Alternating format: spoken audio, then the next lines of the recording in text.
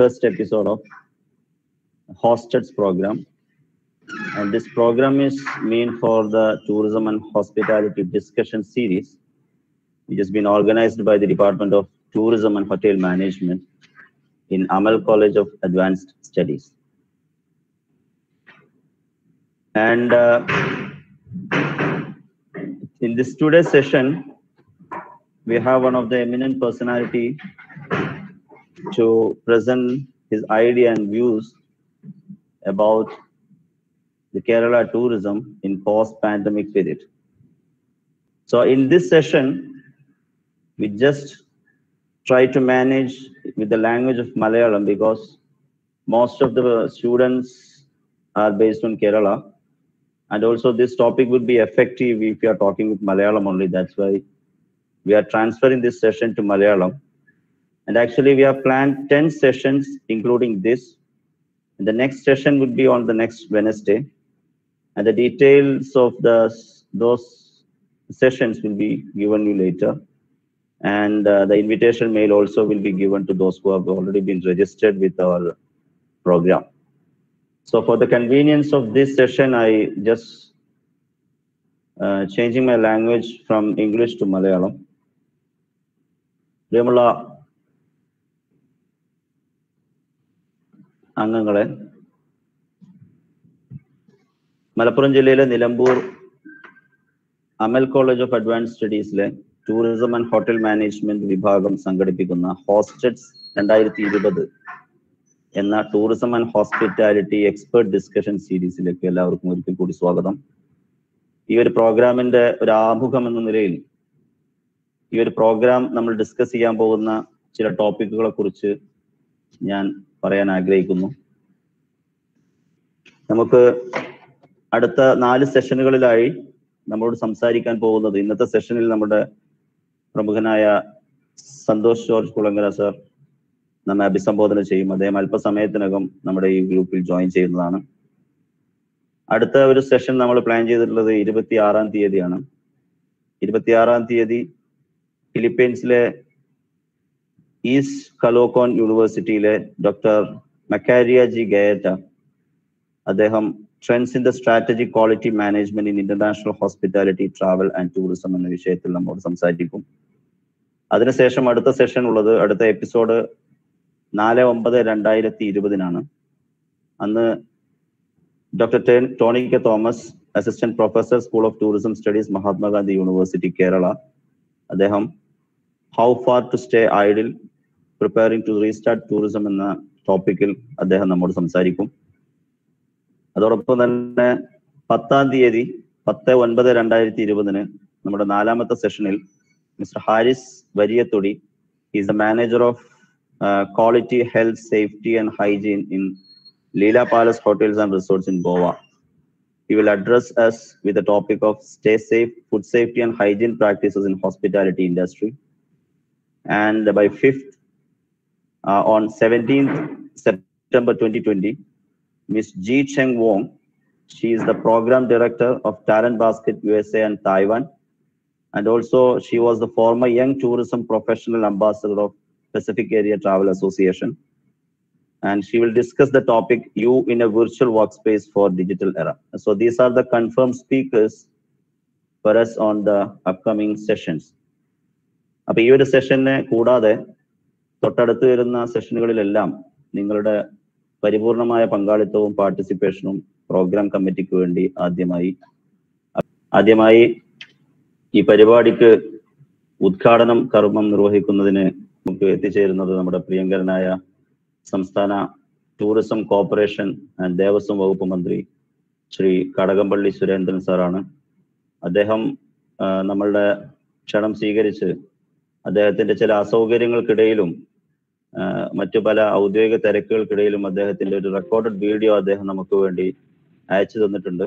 നിങ്ങളുടെ എല്ലാ സാന്നിധ്യത്തിലും നമ്മൾ അതൊന്ന് ഉദ്ഘാടന പ്രസംഗമായി അദ്ദേഹം അത് ഈ ഒരു അവതരിപ്പിക്കും. അദ്ദേഹത്തെ നിങ്ങൾക്ക് എല്ലാവർക്കും വേണ്ടി ഞാൻ ഹാർദവമായി സ്വാഗതം ചെയ്യുകയാണ്. അതോടൊപ്പം തന്നെ അഭിവന്ദ്യനായ നമ്മുടെ പാട്രണും കോളേജിന്റെ പാട്രണും രാജ്യസഭാ അംഗവുമായ PV അബ്ദുൽ വഹാബ് സാർ, അദ്ദേഹം ചില ആരോഗ്യ പ്രശ്നങ്ങളാൽ അദ്ദേഹം ഇപ്പോൾ വിശ്രമത്തിലാണ്. അദ്ദേഹം പങ്കെടുക്കാൻ കഴിയുമെങ്കിൽ പങ്കെടുക്കുമെന്ന് പറഞ്ഞിട്ടുണ്ട്. അദ്ദേഹത്തിന്റെ അഭാവത്തിൽ അദ്ദേഹത്തെ ഞാൻ ഹാർദവമായി സ്വാഗതം ചെയ്യുന്നു. ഈ ചടങ്ങിന് എത്തിച്ചേരുന്ന ബഹുമാനായ കേരള സ്റ്റേറ്റ് ഹയർ എഡ്യൂക്കേഷൻ കൗൺസിലിലെ റിസർച്ച് ഓഫീസർ ഡോക്ടർ ഷഫീഖ് സാറിനെയും ഈ വേദിയിലേക്ക് ഹാർദവമായി സ്വാഗതം ചെയ്യുന്നു. അതോടൊപ്പം ഇവിടെ ഇതിനകത്ത് പ്രസിഡൻഷ്യൽ അഡ്രസ് നിർവഹിക്കുന്ന ബഹുമാനായ നമ്മുടെ head of the department Shameer സാറിനെയും ആദരണീയനായ നമ്മുടെ college principal PM Abdul Shakir സാറിനെയും നിങ്ങൾക്ക് എല്ലാവർക്കും വേണ്ടി ഞാൻ ഈ വെബിനാറിലേക്ക് സ്വാഗതം ചെയ്യുന്നു. അതിലുപരിയായി നമ്മുടെ ഈ ഇന്നത്തെ ചടങ്ങിന്റെ മുഖ്യ ആകർഷണവും അതേപോലെ തന്നെ ഇത്രയും അധികം ഒരു വലിയ രീതിയിലേക്ക് ഈ വെബിനാറിനെ കൊണ്ടുചെന്നിക്കുകയും ചെയ്ത ഒരു വലിയ വ്യക്തിത്വത്തിനുടമയായ mister Santhosh George Kulangara sir, അദ്ദേഹം അല്പസമയത്തിനകം നമ്മുടെ ഈ ഒരു മീറ്റിംഗിൽ ജോയിൻ ചെയ്യും. അദ്ദേഹത്തെയും അദ്ദേഹത്തിന്റെ വിലപ്പെട്ട വാക്കുകൾക്ക് വേണ്ടി നമ്മളെല്ലാവരും കാത്തിരിക്കുകയാണ്. ഒരുപാട് തവണ വിദേശ യാത്രകൾ നടത്തി, നമുക്കറിയാം രാജ്യത്ത് സ്വപ്നം കാണാൻ പഠിപ്പിച്ച APJ അബ്ദുൽ കലാമിനെ പോലെ നമ്മുടെ മലയാളികളെ യാത്ര ചെയ്യാൻ പഠിപ്പിച്ച ബഹുമാന്യനായ ഏറെ ആദരവോടെയും ഏറെ ബഹുമാനത്തോടെയും നമ്മളെല്ലാവരും മിസ്റ്റർ സന്തോഷ് ജോർജ് കുളങ്ങര സാറിനെ നിങ്ങൾക്ക് എല്ലാവർക്കും വേണ്ടി നമ്മുടെ വെബിനാറിലേക്ക് അദ്ദേഹത്തിന്റെ അഭാവത്തിൽ സ്വാഗതം ചെയ്യുന്നു. അതോടൊപ്പം തന്നെ ഇവിടെ ഈ ടെക്നിക്കലുമായി ബന്ധപ്പെട്ട് സഹായിക്കുന്ന നമ്മുടെ കോളേജിലെ അധ്യാപകർ, അതോടൊപ്പം തന്നെ നമ്മുടെ ഡിപ്പാർട്ട്മെന്റിലെ അധ്യാപകരായ അനുജിത് സാർ, ഹഫീസ് സാർ, നമ്മുടെ വിദ്യാർത്ഥികൾ എല്ലാവരെയും ഈ വെബിനാറിലേക്ക് സ്വാഗതം ചെയ്യുന്നു. ആൻഡ് ലാസ്റ്റ് നോട്ട് ലീസ്റ്റ് എല്ലാ പാർട്ടിസിപ്പൻസിനെയും, ഒരുപാട് ആളുകൾ പല ദിവസങ്ങളായി നമ്മളോട് സഹകരിക്കുന്നു, അവരുടെ എല്ലാ രീതിയിലുള്ള സഹകരണവും സപ്പോർട്ടുകളും തരുന്നു. പല കോളേജുകളിലും especially tourism and hotel management പഠിക്കുന്ന പലവിധ സ്ഥാപനങ്ങളിൽ നിന്ന് പല തരത്തിലുള്ള സഹായങ്ങൾ അവർ നമുക്ക് നൽകിയിട്ടുണ്ട്. അവരുടെ എല്ലാവരും വിദ്യാർത്ഥികൾ ഇന്ന് ഓൺലൈനായിട്ട് ഇത് കണ്ടുകൊണ്ടിരിക്കുകയാണ്. യൂട്യൂബ് ലൈവിലായിട്ടും അതേപോലെ തന്നെ ഗൂഗിൾ മീറ്റിൽ ലൈവായിട്ടും അവരെല്ലാവരും ഇത് കണ്ടുകൊണ്ടിരിക്കുന്നു.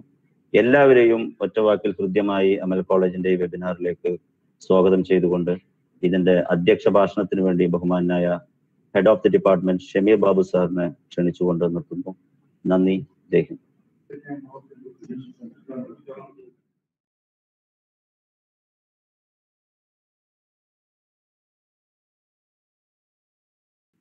ഏറെ ബഹുമാനമുള്ള ശ്രീ കടകംപള്ളി സുരേന്ദ്രൻ, കേരള വിനോദസഞ്ചാര സഹകരണ ദേവസ്വം വകുപ്പ് മന്ത്രി, ഈ വെബിനാറിന്റെ ആദ്യ ടെക്നിക്കൽ സെഷൻ കൈകാര്യം ചെയ്യപ്പെടുന്ന അറിയപ്പെടുന്ന സഞ്ചാരിയും സഫാരി TVയുടെ MD-യുമായ Shri Santhosh George Kulangara, Kerala state higher education council research officer doctor V Shafeeq, Amal college principal doctor PM Abdul Shakir, ഈ പരിപാടിയുടെ കോർഡിനേറ്ററും എന്റെ സുഹൃത്തുമായ മിസ്റ്റർ ജനീഷ് ബാബു, എന്റെ സഹപ്രവർത്തകരായ mister Hafis VK, mister Anujith S, കേരളത്തിന്റെ വിവിധ ഭാഗങ്ങളിൽ നിന്നും ഈ പരിപാടിയിൽ പങ്കെടുത്തുകൊണ്ടിരിക്കുന്ന പ്രിയ അധ്യാപക സുഹൃത്തുക്കൾ, ഗവേഷകർ, വിദ്യാർത്ഥിനി സുഹൃത്തുക്കൾ, മറ്റു സുഹൃത്തുക്കൾ, എല്ലാവർക്കും good morning. Amal college department of tourism and hotel management hosteds 20 എന്ന പേരിൽ ലോകത്തിലെ ടൂറിസം ആൻഡ് ഹോസ്പിറ്റാലിറ്റി രംഗത്തെ പ്രമുഖരെ ഉൾക്കൊള്ളിച്ചുകൊണ്ട് നടത്തപ്പെടുന്ന എക്സ്പേർട്ട് ഡിസ്കഷൻ സീരീസ് ഇന്ന് ഇവിടെ ആരംഭം കുറിക്കുകയാണ്. ഈ കോവിഡ് എന്ന മഹാമാരിയുടെ ഇക്കാലത്ത് ലോക്ക്ഡൌണിന്റെയും സോഷ്യൽ ഡിസ്റ്റൻസിന്റെയും പ്രാധാന്യം വർദ്ധിച്ചുകൊണ്ടിരിക്കുന്ന ഇക്കാലത്ത് ഇത്തരം വെബിനാറിലൂടെയാണ് നമുക്ക് പരസ്പരം സംവദിക്കാനും ഇടപെടാനും പങ്കെടുക്കാനും പങ്കുവെക്കാനും അവസരം ലഭിക്കുന്നത്. ഇത്തരം ഇടപെടലുകളും സംവാദങ്ങളും പങ്കുവെക്കലുകളും നമ്മെ കൂടുതൽ അറിവുകളുടെയും ചിന്തകളുടെയും ലോകത്തേക്ക് എത്തിക്കാൻ സഹായിക്കും. ഈ വെബിനാർ നമുക്കും നമ്മുടെ നാടിനും ഉപകാരപ്രദമാവട്ടെ എന്ന് ആദ്യമായി ആശംസിച്ചുകൊള്ളു. ഈ ഹോസ്റ്റഡ് 20 കുറിച്ച് ഈ പരിപാടിയുടെ കോർഡിനേറ്ററും എന്റെ സുഹൃത്തുമായ ജനീഷ് വളരെ വ്യക്തമായി തന്നെ വിശദീകരിക്കുകയുണ്ടായി. അതുകൊണ്ട് കൂടുതലായൊന്നും ഹോസ്റ്റഡിനെ കുറിച്ച് പറയുന്നില്ല. ഈ മഹാമാരിയെ പിടിച്ചുകെട്ടാൻ നമ്മുടെ എല്ലാ സർക്കാർ സംവിധാനങ്ങളും ജനങ്ങളും ഒറ്റക്കെട്ടായി ഇറങ്ങിത്തിരിച്ചിരിക്കുന്ന ഈ വേളയിൽ ഈ വെബിനാർ ഉദ്ഘാടനം ചെയ്യാമെന്ന് നമുക്ക് സമ്മതം അറിയിക്കുകയും അതിനുവേണ്ടി സമയം കണ്ടെത്തുകയും ചെയ്ത നമ്മുടെ ബഹുമാനപ്പെട്ട ടൂറിസം വകുപ്പ് മന്ത്രി ശ്രീ കടകംപള്ളി സുരേന്ദ്രനെ കോളേജിന്റെ പേരിലും ഡിപ്പാർട്ട്മെന്റിന്റെ പേരിലും ഒരിക്കൽ കൂടി എല്ലാവിധ സ്വാഗതം ചെയ്യുന്നതോടൊപ്പം ഈ പരിപാടിയിൽ പങ്കെടുക്കുന്നതിന് നന്ദിയും കടപ്പാടും അറിയിക്കുകയും ചെയ്യുന്നു. ഈ പരിപാടിയിൽ പങ്കെടുക്കാമെന്ന് മെറ്റ നമ്മുടെ കോളേജ് ചെയർമാൻ ജനാബ് P V Abdul Wahab sir ചില ശാരീരിക പ്രയാസങ്ങൾ കാരണം പങ്കെടുക്കാൻ സാധിക്കില്ല എന്ന് അറിയിച്ചിരിക്കുന്നു. ഈ പരിപാടിയുടെ തുടക്കം മുതൽ അദ്ദേഹം നൽകിയ എല്ലാവിധ പിന്തുണകൾക്കും സഹകരണങ്ങൾക്കും ഈ അവസരത്തിൽ ഓർമ്മിച്ചുകൊണ്ട് അദ്ദേഹത്തോടും അമൽ കോളേജ് മാനേജ്മെന്റ് കമ്മിറ്റിയുമോടുള്ള എല്ലാവിധ നന്ദിയും കടപ്പാടും അറിയിച്ചുകൊള്ളുന്നു. ഈ വെബിനാറിന്റെ ആദ്യ സെഷൻ കൈകാര്യം ചെയ്യുന്ന ശ്രീ സന്തോഷ് ജോർജ് കുളങ്ങര ഇന്ന് രാജ്യം അറിയപ്പെടുന്ന ലോക സഞ്ചാരിയും യാത്രാ വിവരണങ്ങൾ രേഖപ്പെടുത്തുന്ന ഒരു മാധ്യമ പ്രവർത്തകനുമാണ്. അദ്ദേഹത്തിന്റെ യാത്രാ പരിചയങ്ങളും പരിജ്ഞാനങ്ങളും അനുഭവങ്ങളും ഈ വെബിനാറിൽ നമുക്കൊരു മുതൽക്കൂട്ടാവുന്ന കാര്യത്തിൽ യാതൊരു സംശയവുമില്ല.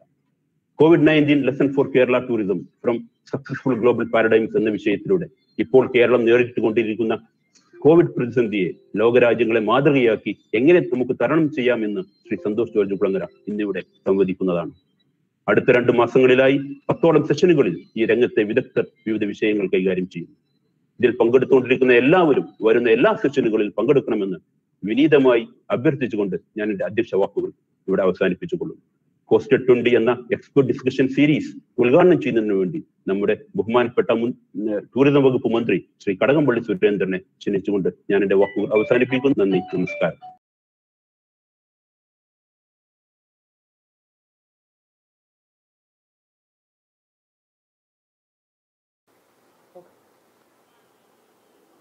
എല്ലാവർക്കും എൻ്റെ വിനീതമായിട്ടുള്ള നമസ്കാരം. നിലമ്പൂർ ആസ്ഥാനമായി ആദരണീയനായ രാജ്യസഭാ അംഗം ശ്രീ പി വി അബ്ദുൽ വഹാബ് ചെയർമാനായുള്ള Amal college of advance studies എന്ന ടൂറിസം ഹോസ്പിറ്റാലിറ്റി രംഗത്ത് സവിശേഷമായ വിദ്യാഭ്യാസ പ്രവർത്തനം നടത്തുന്ന അമൽ കോളേജിൻ്റെ ടൂറിസം ആൻഡ് ഹോസ്പിറ്റാലിറ്റി വിഭാഗം സംഘടിപ്പിക്കുന്ന ഹോസ്റ്റഡ് 20 എന്ന ഈ അന്തർദേശീയ വെബിനാറിൽ പങ്കെടുക്കാൻ സാധിച്ചതിലുള്ള സന്തോഷം ഞാൻ ആദ്യമേ നിങ്ങളുമായി പങ്കുവെക്കുകയാണ്. കോളേജിനെക്കുറിച്ച് മനസ്സിലാക്കാൻ ശ്രമിക്കുമ്പോൾ കേരളത്തിലെ ടൂറിസം ഹോസ്പിറ്റാലിറ്റി പഠനരംഗത്തെ ആദ്യത്തെ ഒരു എയ്ഡഡ് കോളേജാണ് അമൽ കോളേജ് എന്നാണ് ഞാൻ മനസ്സിലാക്കുന്നത്. ഗവൺമെൻറ്റിൻ്റെ വിദ്യാഭ്യാസ രംഗത്തെ സർക്കാർ സംവരണങ്ങളും നിബന്ധനകൾക്കും വിധേയമായി പ്രവർത്തിക്കുന്ന ഒരു സ്ഥാപനം എന്നുള്ള ഖ്യാതി ഇതിനകം തന്നെ നേടിയെടുക്കാൻ അമൽ കോളേജിന് സാധിച്ചിട്ടുണ്ട്. ഇത് കൂടാതെ എനിക്ക് വളരെ ശ്രദ്ധേയമായി തോന്നിയത് അനാഥ വിദ്യാർത്ഥികൾക്കായി 20% സീറ്റുകൾ നീക്കിവെക്കാൻ അമൽ കോളേജിൻ്റെ മാനേജ്മെൻറ്റിന് സാധിക്കുന്നു എന്നുള്ളതാണ്. നിശ്ചയമായിട്ടും അത്തരത്തിലുള്ള നല്ല പ്രവർത്തനങ്ങളുമായിട്ട് മുന്നോട്ട് പോകുന്ന, വിശേഷിച്ച് ടൂറിസം ഇൻഡസ്ട്രിക്ക് ഒരുപാട് സവിശേഷ കഴിവുകളുള്ള ഉദ്യോഗാർത്ഥികളെ സമ്മാനിക്കാൻ സാധിക്കുന്ന ഈ നല്ല സ്ഥാപനത്തിന് എല്ലാ അഭിനന്ദനങ്ങളും അർപ്പിക്കുന്നു ഞാൻ. ഇന്നിപ്പോൾ നമുക്ക് ഒരുമിച്ച് കൂടിയിരുന്ന് പ്രത്യേകമായിട്ടുള്ള വിഷയങ്ങളെക്കുറിച്ച് ചർച്ച ചെയ്യാൻ സാധിക്കുന്ന ഒരു അന്തരീക്ഷമല്ലെന്ന് നിങ്ങൾക്കറിയാം. COVID-19 എന്ന മഹാമാരി ലോകത്തെ ആകെ ഗ്രസിച്ചു കഴിഞ്ഞ പശ്ചാത്തലമാണ് നമ്മുടേത്. ഇന്ത്യയിൽ തന്നെ ആദ്യം കോവിഡ് രോഗി സ്ഥിരീകരിക്കപ്പെട്ട സംസ്ഥാനം നമ്മുടെ കൊച്ചു കേരളമാണ്. ആ കേരളം COVID-19 പ്രതിരോധിക്കുന്നതിൽ ലോക മാതൃക തന്നെ സൃഷ്ടിച്ചു എന്നുള്ളതും മലയാളികളായിട്ടുള്ള നമുക്കെല്ലാം അഭിമാനം നൽകുന്ന ഒന്ന് തന്നെയാണ്. പക്ഷെ ബോധപൂർവമോ അല്ലാതെയോ നമ്മുടെ സമൂഹത്തിൽ ഒരു കൂട്ടർ നടത്തിയ പരിശ്രമം കോവിഡിൻ്റെ ഗൗരവത്തെ കുറച്ച് കളഞ്ഞു എന്നാണ് എനിക്ക് തോന്നിയിട്ടുള്ളത്.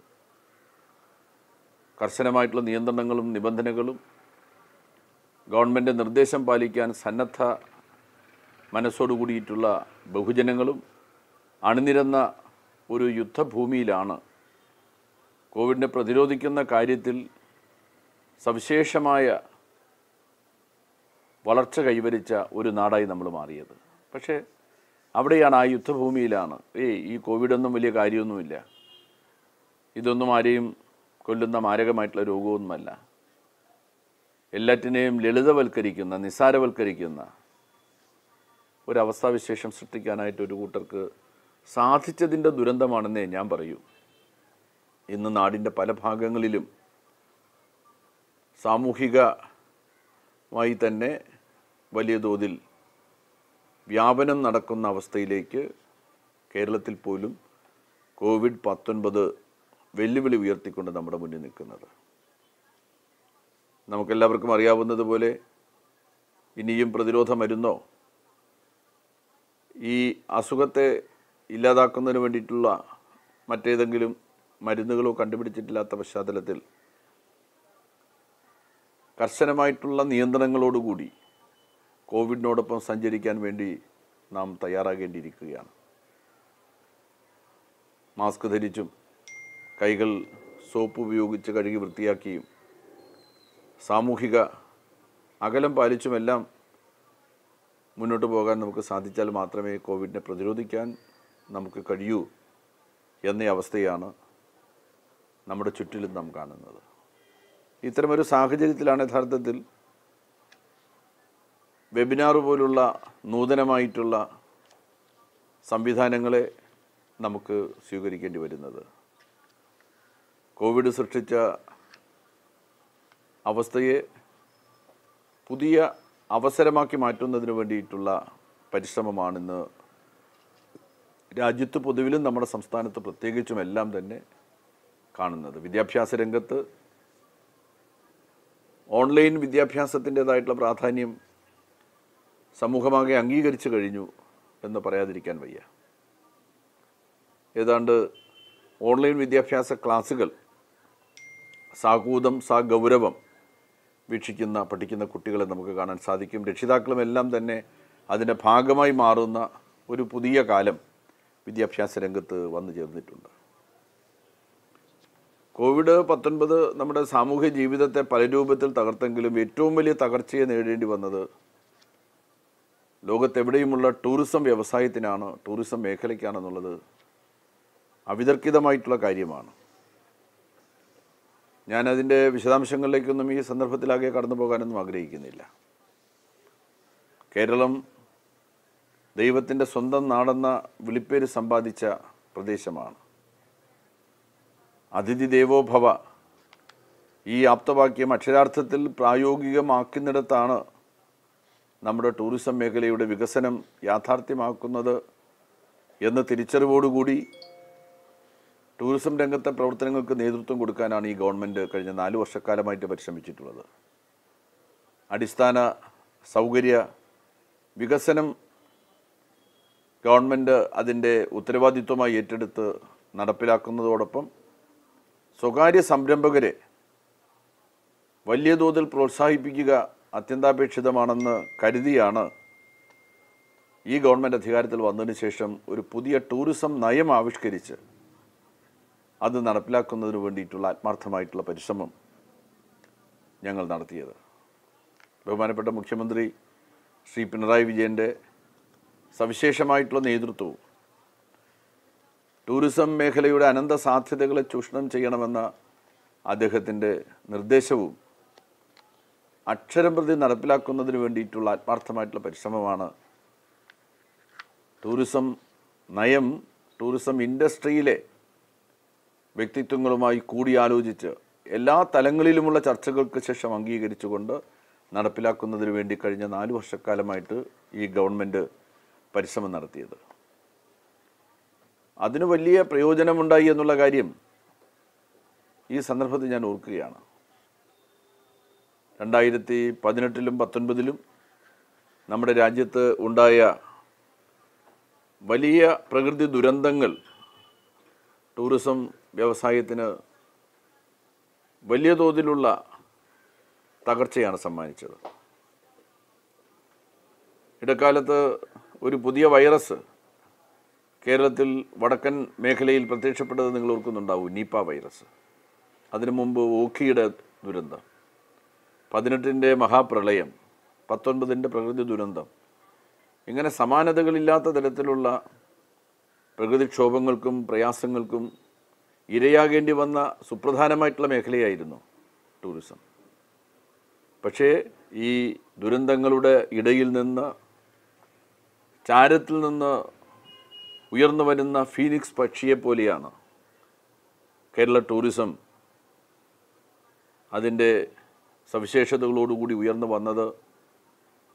ഈ കാര്യം നിങ്ങളോട് പറയുമ്പോൾ എനിക്ക് അഭിമാനമാണുള്ളത്. അതിൻ്റെ ഒരു ഭാഗമായി മാറാൻ, എളിയ പ്രവർത്തകനായിട്ട് നിൽക്കാൻ, ടൂറിസം ഇൻഡസ്ട്രിയുടെ വിശ്വാസ്യത ആർജിച്ചുകൊണ്ട് അവരുടെ താല്പര്യങ്ങൾക്ക് അനുസരണമായിട്ടുള്ള തരത്തിൽ തന്നെ മുന്നോട്ട് പോകാൻ ഒക്കെ സാധിച്ചു എന്നുള്ളത് ആഹ്ലാദകരമായിട്ടുള്ള കാര്യമാണ്. 2020-ൽ ലോകം വലിയ തോതിലാണ് ഈ COVID-19 വിധേയപ്പെട്ടത്. അതിൻ്റെ തുടക്കത്തിൽ തന്നെ COVID-19 സൃഷ്ടിക്കുന്ന പ്രതിസന്ധിയെ സംബന്ധിച്ച് ഈ മേഖലയിലെ വിദഗ്ധരുമായിട്ട് കൂട്ടായിട്ട് ആലോചിക്കുന്നതിന് വേണ്ടി ഞാൻ വിളിച്ചു ചേർത്തൊരു യോഗം ഞാൻ ഓർക്കുകയാണ്. ആ യോഗത്തിൽ പങ്കെടുത്ത ടൂറിസം രംഗത്തെ അതികായന്മാരായിട്ടുള്ള പ്രമുഖരായിട്ടുള്ള വ്യവസായികൾ 2019-ൻ്റെ അവസാനവും 2020 തുടങ്ങുന്ന ഘട്ടത്തിലും ഈ കേരളത്തിലെ ടൂറിസം രംഗത്തിൻ്റെ വളർച്ചയുടെ മനോഹരമായിട്ടുള്ള ചിത്രം വരച്ച് കാട്ടിയതും ഈ സന്ദർഭത്തിൽ ഞാൻ ഓർക്കുകയാണ്. ആ രൂപത്തിൽ കേരളത്തിൻ്റെ സാധ്യതകളെ, നമ്മുടെ സാധ്യതകളെന്ന് പറയുമ്പോൾ നിങ്ങൾക്കറിയാം, നമ്മുടെ പ്രകൃതി സൗന്ദര്യം, കാലാവസ്ഥ, ജൈവ വൈവിധ്യം, ഹൈറേഞ്ചിൻ്റെ നിത്യഹരിത വനങ്ങളുടെ സൗന്ദര്യം, ഇവിടെ വേമ്പനാട് കായൽ പോലുള്ള വിശാലമായിട്ടുള്ള കായൽ തീരങ്ങൾ, ഇതെല്ലാം തന്നെ യഥാർത്ഥത്തിൽ നമ്മുടെ നാടിൻ്റെ സവിശേഷതകൾ തന്നെയാണ്. ആ സവിശേഷതകളെ സാധ്യതകളാക്കി മാറ്റുന്നതിന് വേണ്ടിയിട്ടുള്ള പരിശ്രമം കഴിഞ്ഞ കാലത്ത് നടന്നിട്ടുണ്ട്. കേരളമാകെ ഒരു ടൂറിസം മേഖലയാക്കി മാറ്റുന്നതിന് വേണ്ടിയിട്ടുള്ള കാഴ്ചപ്പാടോട് കൂടിയിട്ടുള്ള പ്രവർത്തനങ്ങളാണ് സർക്കാർ നടത്തിയത്. മലബാർ പല രൂപത്തിൽ ടൂറിസം മേഖലയിൽ അവഗണിക്കപ്പെട്ടു പോയ പ്രദേശങ്ങളായിരുന്നു. കാസർഗോഡും കണ്ണൂരും കോഴിക്കോടും അടക്കം ഉത്തര മലബാർ മാത്രമല്ല, മലബാർ പ്രദേശമാകെ ടൂറിസത്തെ സംബന്ധിച്ചിടത്തോളം അവഗണിക്കപ്പെട്ടു പോയിരുന്നു കഴിഞ്ഞ പതിറ്റാണ്ടുകളോളമായി. ആ അവഗണന അവസാനിപ്പിച്ച് കേരളമാകെ ഒരു ടൂറിസ്റ്റ് ഡെസ്റ്റിനേഷനാക്കി മാറ്റുക എന്ന കാഴ്ചപ്പാടോടുകൂടി ഗവൺമെൻറ് നടത്തിയ പ്രവർത്തനങ്ങൾ, ആ പ്രവർത്തനങ്ങൾ നമ്മുടെ സംസ്ഥാനത്തെ സംബന്ധിച്ചിടത്തോളം കേരളത്തിൻ്റെ ഈ മേഖലയുടെ പ്രവർത്തന ചരിത്രത്തിലെ അവിസ്മരണീയമായിട്ടുള്ള മാറ്റങ്ങൾക്ക് വഴിയൊരുക്കുന്ന ഒന്നായി മാറുന്ന കാഴ്ചയാണ് നമ്മൾ കണ്ടിട്ടുള്ളത്. ഉത്തരവാദിത്ത ടൂറിസം നയത്തിൻ്റെ കാതലായി അംഗീകരിച്ചുകൊണ്ടാണ് കഴിഞ്ഞ 4 വർഷമായിട്ട് ഗവൺമെൻറ് പ്രവർത്തിക്കുന്നത്. ലക്ഷക്കണക്കിന് തൊഴിലവസരങ്ങൾ ടൂറിസം മേഖലയിലൂടെ സമ്മാനിക്കാൻ സാധിക്കണമെന്ന് ഗവൺമെൻറ് ആഗ്രഹിക്കുന്നുണ്ട്. അഭ്യസ്തവിദ്യരായിട്ടുള്ള യുവാക്കൾക്ക് മാത്രമല്ല, നാട്ടിലെ സാധാരണ കർഷകർക്കും തൊഴിലാളികൾക്കും വീട്ടമ്മമാർക്കുമെല്ലാം വരുമാനം പ്രത്യേകമായിട്ട് നേടാൻ കഴിയുന്ന ഒരു വ്യവസായമായി, കേരളത്തിൻ്റെ സമ്പദ്ഘടനയ്ക്ക് തന്നെ താങ്ങും തണലുമായി ഇപ്പം തന്നെ അങ്ങനെയാണ്. ഭാവിയിൽ ഇതിനേക്കാൾ ഉയർന്ന തലത്തിൽ നമ്മുടെ GDP-യുടെ 10% എന്നുള്ളത് 12-13% എന്നുള്ള നിലയിൽ നമ്മുടെ സമ്പദ്ഘടനയ്ക്ക് താങ്ങു നൽകുന്ന ഒരു വലിയ വ്യവസായമായി ടൂറിസം വ്യവസായത്തെ മാറ്റുന്നതിന് വേണ്ടിയിട്ടുള്ള പരിശ്രമങ്ങളാണ് യഥാർത്ഥത്തിൽ നമ്മൾ നടത്തുന്നതിന് വേണ്ടിയിട്ട് തയ്യാറായിട്ടുള്ളത്. കോവിഡിൻ്റെ വരവിനെ സംബന്ധിച്ച് നമുക്കെല്ലാവർക്കും അറിയാം. 2019 ടൂറിസത്തെ സംബന്ധിച്ചിടത്തോളം റെക്കോർഡ് വർഷമായിരുന്നു. ഏറ്റവും വലിയ ഉജ്ജ്വലമായിട്ടുള്ള വളർച്ചയാണ് 2019 ടൂറിസം ഇൻഡസ്ട്രിയിൽ കണ്ടത്. 1995 ശേഷമുള്ള റെക്കോർഡ് വരവാണ് സഞ്ചാരികളുടെ കാര്യത്തിൽ 2019 ഉണ്ടായത്. 24 വർഷങ്ങൾക്ക് ശേഷമാണ് കേരളത്തിലെ സഞ്ചാരികളുടെ വരവിൽ 17.2% വളർച്ചയുണ്ടായത്. വിദേശ സഞ്ചാരികളും ആഭ്യന്തര സഞ്ചാരികളും വലിയ തോതിൽ വരുന്ന സംസ്ഥാനമായിട്ട് കേരളം മാറി. വിദേശ സഞ്ചാരികൾ 8.52% വർദ്ധിച്ചപ്പോൾ ആഭ്യന്തര സഞ്ചാരികൾ 17.81% വർദ്ധിച്ചു. വിദേശ നാണ്യ വരുമാനമാകട്ടെ ഈ മേഖലയിൽ നിന്നും 2019 10,000 കോടി രൂപ കവിഞ്ഞാകെ 10,271 കോടി രൂപയിലെത്തുന്ന സാഹചര്യമുണ്ടായി. ടൂറിസം മേഖലയിൽ നിന്ന് ലഭിച്ച ആകെ വരുമാനത്തിൽ 24.14% വർധന രേഖപ്പെടുത്തി 45,010 കോടി രൂപയിൽ നമ്മുടെ ആകെ വരുമാനമെത്തി. ഇതേ വളർച്ചാ നിരക്കായിരുന്നു യഥാർത്ഥത്തിൽ 2020 ആദ്യ മാസത്തിൽ നാം കണ്ടത്. അന്താരാഷ്ട്ര സീസണിൻ്റെയും ആഭ്യന്തര വേനൽക്കാല സീസണിൻ്റെയും അവസാനമായിട്ടുകൂടി ടൂറിസം മേഖലയിൽ വലിയ തോതിലുള്ള ബുക്കിംഗാണ് ലഭിച്ചുകൊണ്ടിരുന്നത്. ആ സന്ദർഭത്തിലാണ് COVID-19 കേരളത്തിലേക്ക് കടന്നു വന്നത്. അതിനെ തുടർന്ന് നമ്മുടെ സഞ്ചാര മേഖല നിശ്ചലമാകുന്നതായിട്ടുള്ള സാഹചര്യം ഉണ്ടായി. വിദേശ രാജ്യങ്ങളെ സംബന്ധിച്ചിടത്തോളം കേരളത്തിലേക്കുള്ള സഞ്ചാരികളുടെ പ്രധാന ഉത്ഭവ കേന്ദ്രമായിട്ടുള്ള പടിഞ്ഞാറൻ യൂറോപ്പിലെ Italy, Spain, UK, France, Germany ഇവിടെയെല്ലാം കോവിഡ് ബാധിച്ചു. അങ്ങനെ സഞ്ചാരികളുടെ എണ്ണത്തിൽ ആദ്യഘട്ടത്തിൽ ക്രമാനുഗതമായിട്ടുള്ള കുറവുണ്ടായി. നമ്മുടെ മറ്റന്താരാഷ്ട്ര വിപണികൾ എന്ന് പറയുന്നത് USA, മധ്യപൂർവേഷ്യ പ്രദേശങ്ങളാണ്. അവിടെയും നമുക്ക് വളർച്ചാ നിരക്ക് കുറഞ്ഞ് ഏതാനും മാസം കഴിഞ്ഞപ്പോൾ 1-2 മാസം കഴിഞ്ഞപ്പോൾ സമ്പൂർണ്ണമായും എല്ലാം അടച്ചു പൂട്ടുന്നതായിട്ടുള്ള സാഹചര്യമാണ് ഉണ്ടായത്. വിദേശ സഞ്ചാരികളുടെ കാര്യത്തിൽ മാത്രമല്ല, സ്വദേശ സഞ്ചാരികളുടെ കാര്യത്തിലും ഈ അവസ്ഥാവിശേഷം നമുക്ക് കാണാനായിട്ട് സാധിക്കും. ഇത്തരം ഒരു സാഹചര്യത്തിൽ വലിയ പ്രത്യാഘാതമാണ് ഈ മേഖലയ്ക്ക് സംഭവിച്ചു കഴിഞ്ഞിരിക്കുന്നത്. ടൂർ ഓപ്പറേറ്റർമാർ, ഹോട്ടലുകാർ, റിസോർട്ടുകാർ, ടൂറിസം കേന്ദ്രങ്ങളുമായിട്ട് ബന്ധപ്പെട്ട് നിത്യജീവിതത്തെ തള്ളിവിടുന്ന നിഷ്കളങ്കരായിട്ടുള്ള ദശലക്ഷക്കണക്കായിട്ടുള്ള മനുഷ്യർ എല്ലാ പേരും നിത്യ ദുരിതത്തിലേക്ക് തള്ളിവിടപ്പെട്ട സാഹചര്യമാണ് കോവിഡ് മഹാമാരി നമ്മുടെ സമൂഹത്തിന് സമ്മാനിച്ചിരിക്കുന്നത്. വളരെ പെട്ടെന്നൊന്നും ഈ മേഖലയിൽ നിന്ന് കരകയറാൻ നമുക്ക് സാധിക്കും എന്ന് പറയാൻ വയ്യ. പക്ഷേ നമുക്ക് ഇങ്ങനെ പോകാനും നിവൃത്തിയില്ല. കഴിയുന്നത്ര വേഗതയിൽ തിരിച്ചു വരവിൻ്റേതായിട്ടുള്ള പാതയൊരുക്കാൻ നമുക്ക് സാധിക്കേണ്ടതായിട്ടുണ്ട്. ആ നിലയിലുള്ള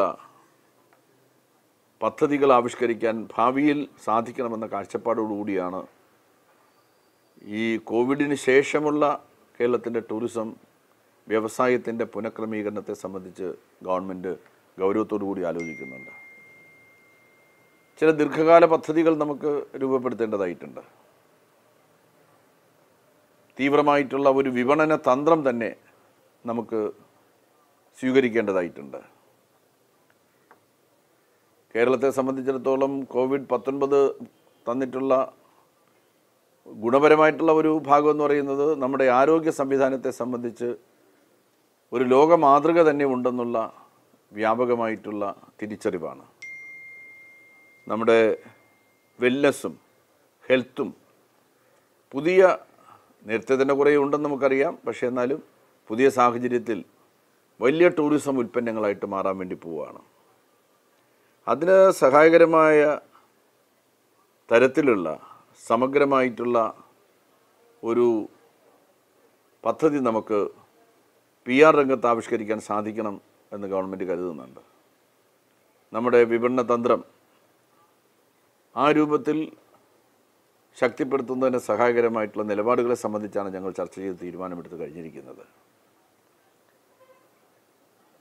കേരളത്തിൻ്റെ ആരോഗ്യ മേഖലയുടെ സവിശേഷതകൾ, വിശേഷിച്ച് ആയുർവേദത്തിൻ്റെ അനന്തമായിട്ടുള്ള സാധ്യതകൾ, അതെല്ലാം തന്നെ ഉപയോഗപ്പെടുത്തി നമ്മുടെ മനോഹരമായിട്ടുള്ള തീരങ്ങളിൽ പ്രവർത്തിക്കുന്നതായിട്ടുള്ള റിസോർട്ടുകളുടെ സവിശേഷതകൾ ബോധ്യപ്പെടുത്തി ലോകത്തെവിടെയാണ് കോവിഡിന് ശേഷം സഞ്ചാര കേന്ദ്രങ്ങൾ തുറക്കുക, അത് കേരളത്തിലെ വിനോദസഞ്ചാര കേന്ദ്രങ്ങളാക്കി മാറ്റുന്നതിന് വേണ്ടിയിട്ടുള്ള പ്രവർത്തനങ്ങളാണ് നമുക്ക് പ്ലാൻ ചെയ്യാനുള്ളത്.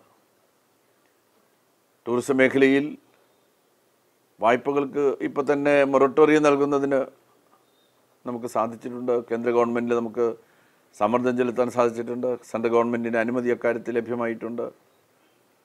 അതുമാത്രം പോരാ, ഒരു ഉത്തേജക പാക്കേജ് ടൂറിസം വ്യവസായത്തെ സമഗ്രതയോടുകൂടി ഉയർത്തിക്കൊണ്ടുവരാൻ പര്യാപ്തമായിട്ടുള്ള ഒരു ഉത്തേജക പാക്കേജ് ആവശ്യമാണെന്ന് കണ്ടുകൊണ്ട് അതിനുവേണ്ട പ്രവർത്തനങ്ങളുമായിട്ട് നമ്മളിപ്പോൾ മുന്നോട്ട് പോകുന്നുണ്ട്.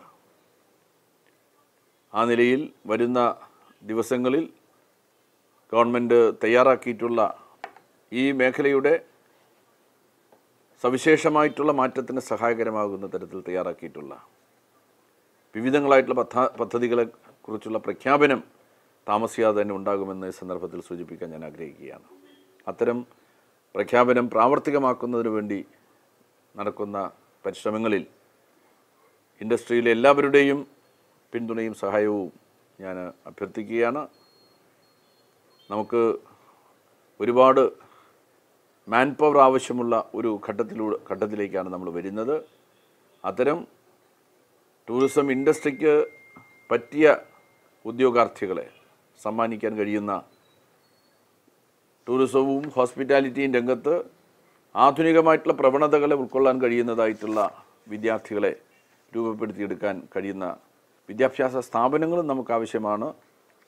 നിശ്ചയമായിട്ടും അമൽ കോളേജ് അക്കാര്യത്തിൽ പ്രത്യേകമായിട്ടുള്ള പ്രാധാന്യത്തോടുകൂടി ഈ മേഖലയെ കാണുന്ന ഒരു സ്ഥാപനമാണെന്ന് ഞാൻ മനസ്സിലാക്കുന്നു. ഇവിടെ പഠിക്കുന്ന വിദ്യാർത്ഥികൾ എല്ലാവരും പുതിയ കാഴ്ചപ്പാടുകളോടുകൂടി ടൂറിസം വ്യവസായത്തെ സമീപിക്കുന്നവരാകും എന്ന് തന്നെയാണ് എൻ്റെ പ്രതീക്ഷ. ആ നിലയിൽ അതിന് സാധിക്കട്ടെ എന്ന ആത്മാർത്ഥമായിട്ടുള്ള ആശംസയാണ് ഈ സന്ദർഭത്തിൽ എനിക്ക് നിങ്ങളുടെ മുന്നിൽ സമർപ്പിക്കാനുള്ളത്. വളരെ പെട്ടെന്ന് തന്നെ കോവിഡിനെ മറികടന്ന് ശക്തമായ രൂപത്തിൽ തിരിച്ചു വരാൻ കേരള ടൂറിസത്തിന് സാധിക്കും എന്ന പ്രത്യാശയോടുകൂടി ആ സാധ്യമാകൽ നമ്മുടെ കൂട്ടായ്മയിലൂടെയാണ് നമ്മൾ രൂപപ്പെടുത്തിയെടുക്കുക എന്ന തിരിച്ചറിവിൻ്റെ അടിസ്ഥാനത്തിൽ ഒരുമിച്ച് ഒറ്റക്കെട്ടായി മുന്നോട്ട് പോകാനായിട്ട് നമുക്ക് സാധിക്കണമെന്ന് മാത്രം അഭ്യർത്ഥിച്ചുകൊണ്ട് ഇന്നിവിടെ അമൽ കോളേജിലെ ടൂറിസം ആൻഡ് ഹോസ്പിറ്റാലിറ്റി വിഭാഗം ഹോസ്റ്റഡ് 20 എന്ന പേരിൽ സംഘടിപ്പിക്കുന്ന അന്തർദേശീയ വെബിനാർ നിങ്ങളുടെ എല്ലാവരുടെയും അനുമതിയോടുകൂടി ഉദ്ഘാടനം ചെയ്തതായി വിനയപുരസ്സരം അറിയിച്ച് ഈ സെമിനാറിൽ വളരെ വിശേഷപ്പെട്ട വ്യക്തിത്വങ്ങൾ പങ്കെടുക്കുന്നതായിട്ട് ഞാൻ മനസ്സിലാക്കുന്നുണ്ട്. ശ്രീ സന്തോഷ് ജോർജ് കുളങ്ങര ആദ്യ പ്രാസംഗികനായിട്ട് രംഗത്ത് വരുന്നുണ്ട്.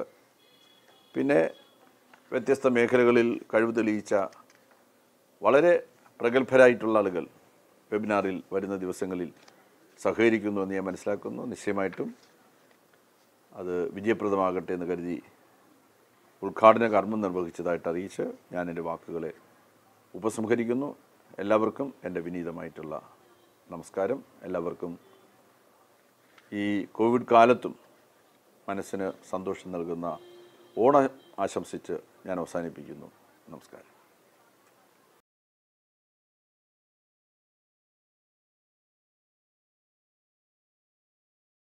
At the outset, let me express my sincere appreciation for the Department of Hospitality and Tourism Management of Amal College for Advanced Studies for organizing a series of discussions by the experts of the hospitality and tourism sector.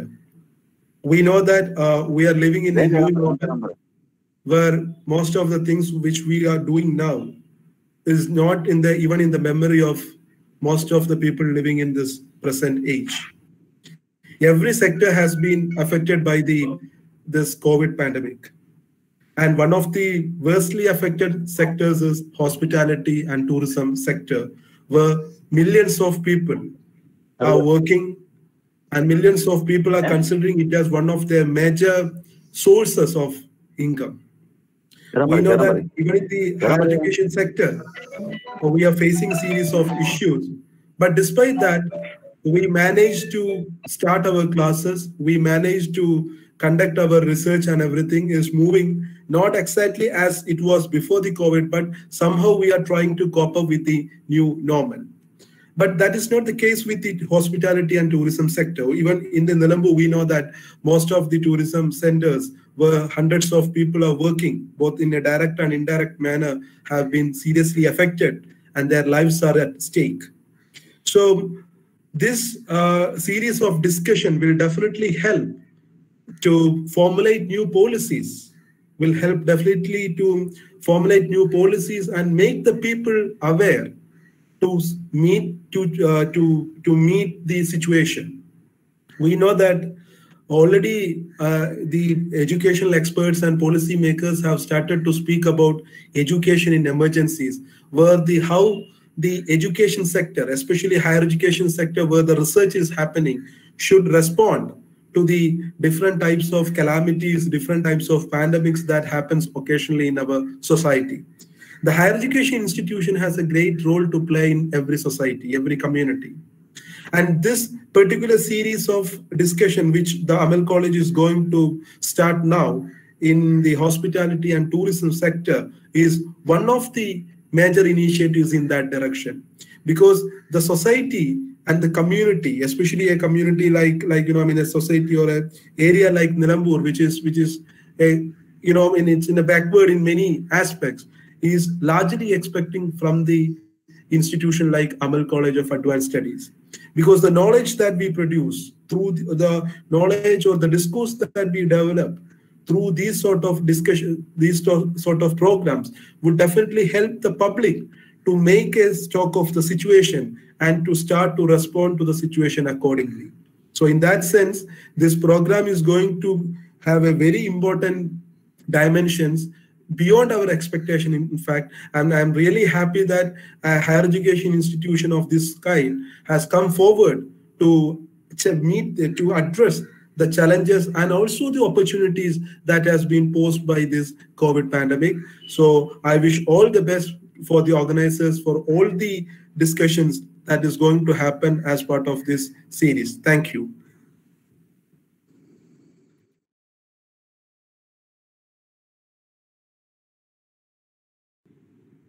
Amaal കോളേജിലെ എല്ലാ വിദ്യാർത്ഥികൾക്കും അധ്യാപകർക്കും മാനേജ്മെന്റിനും പ്രത്യേകിച്ച് ഈ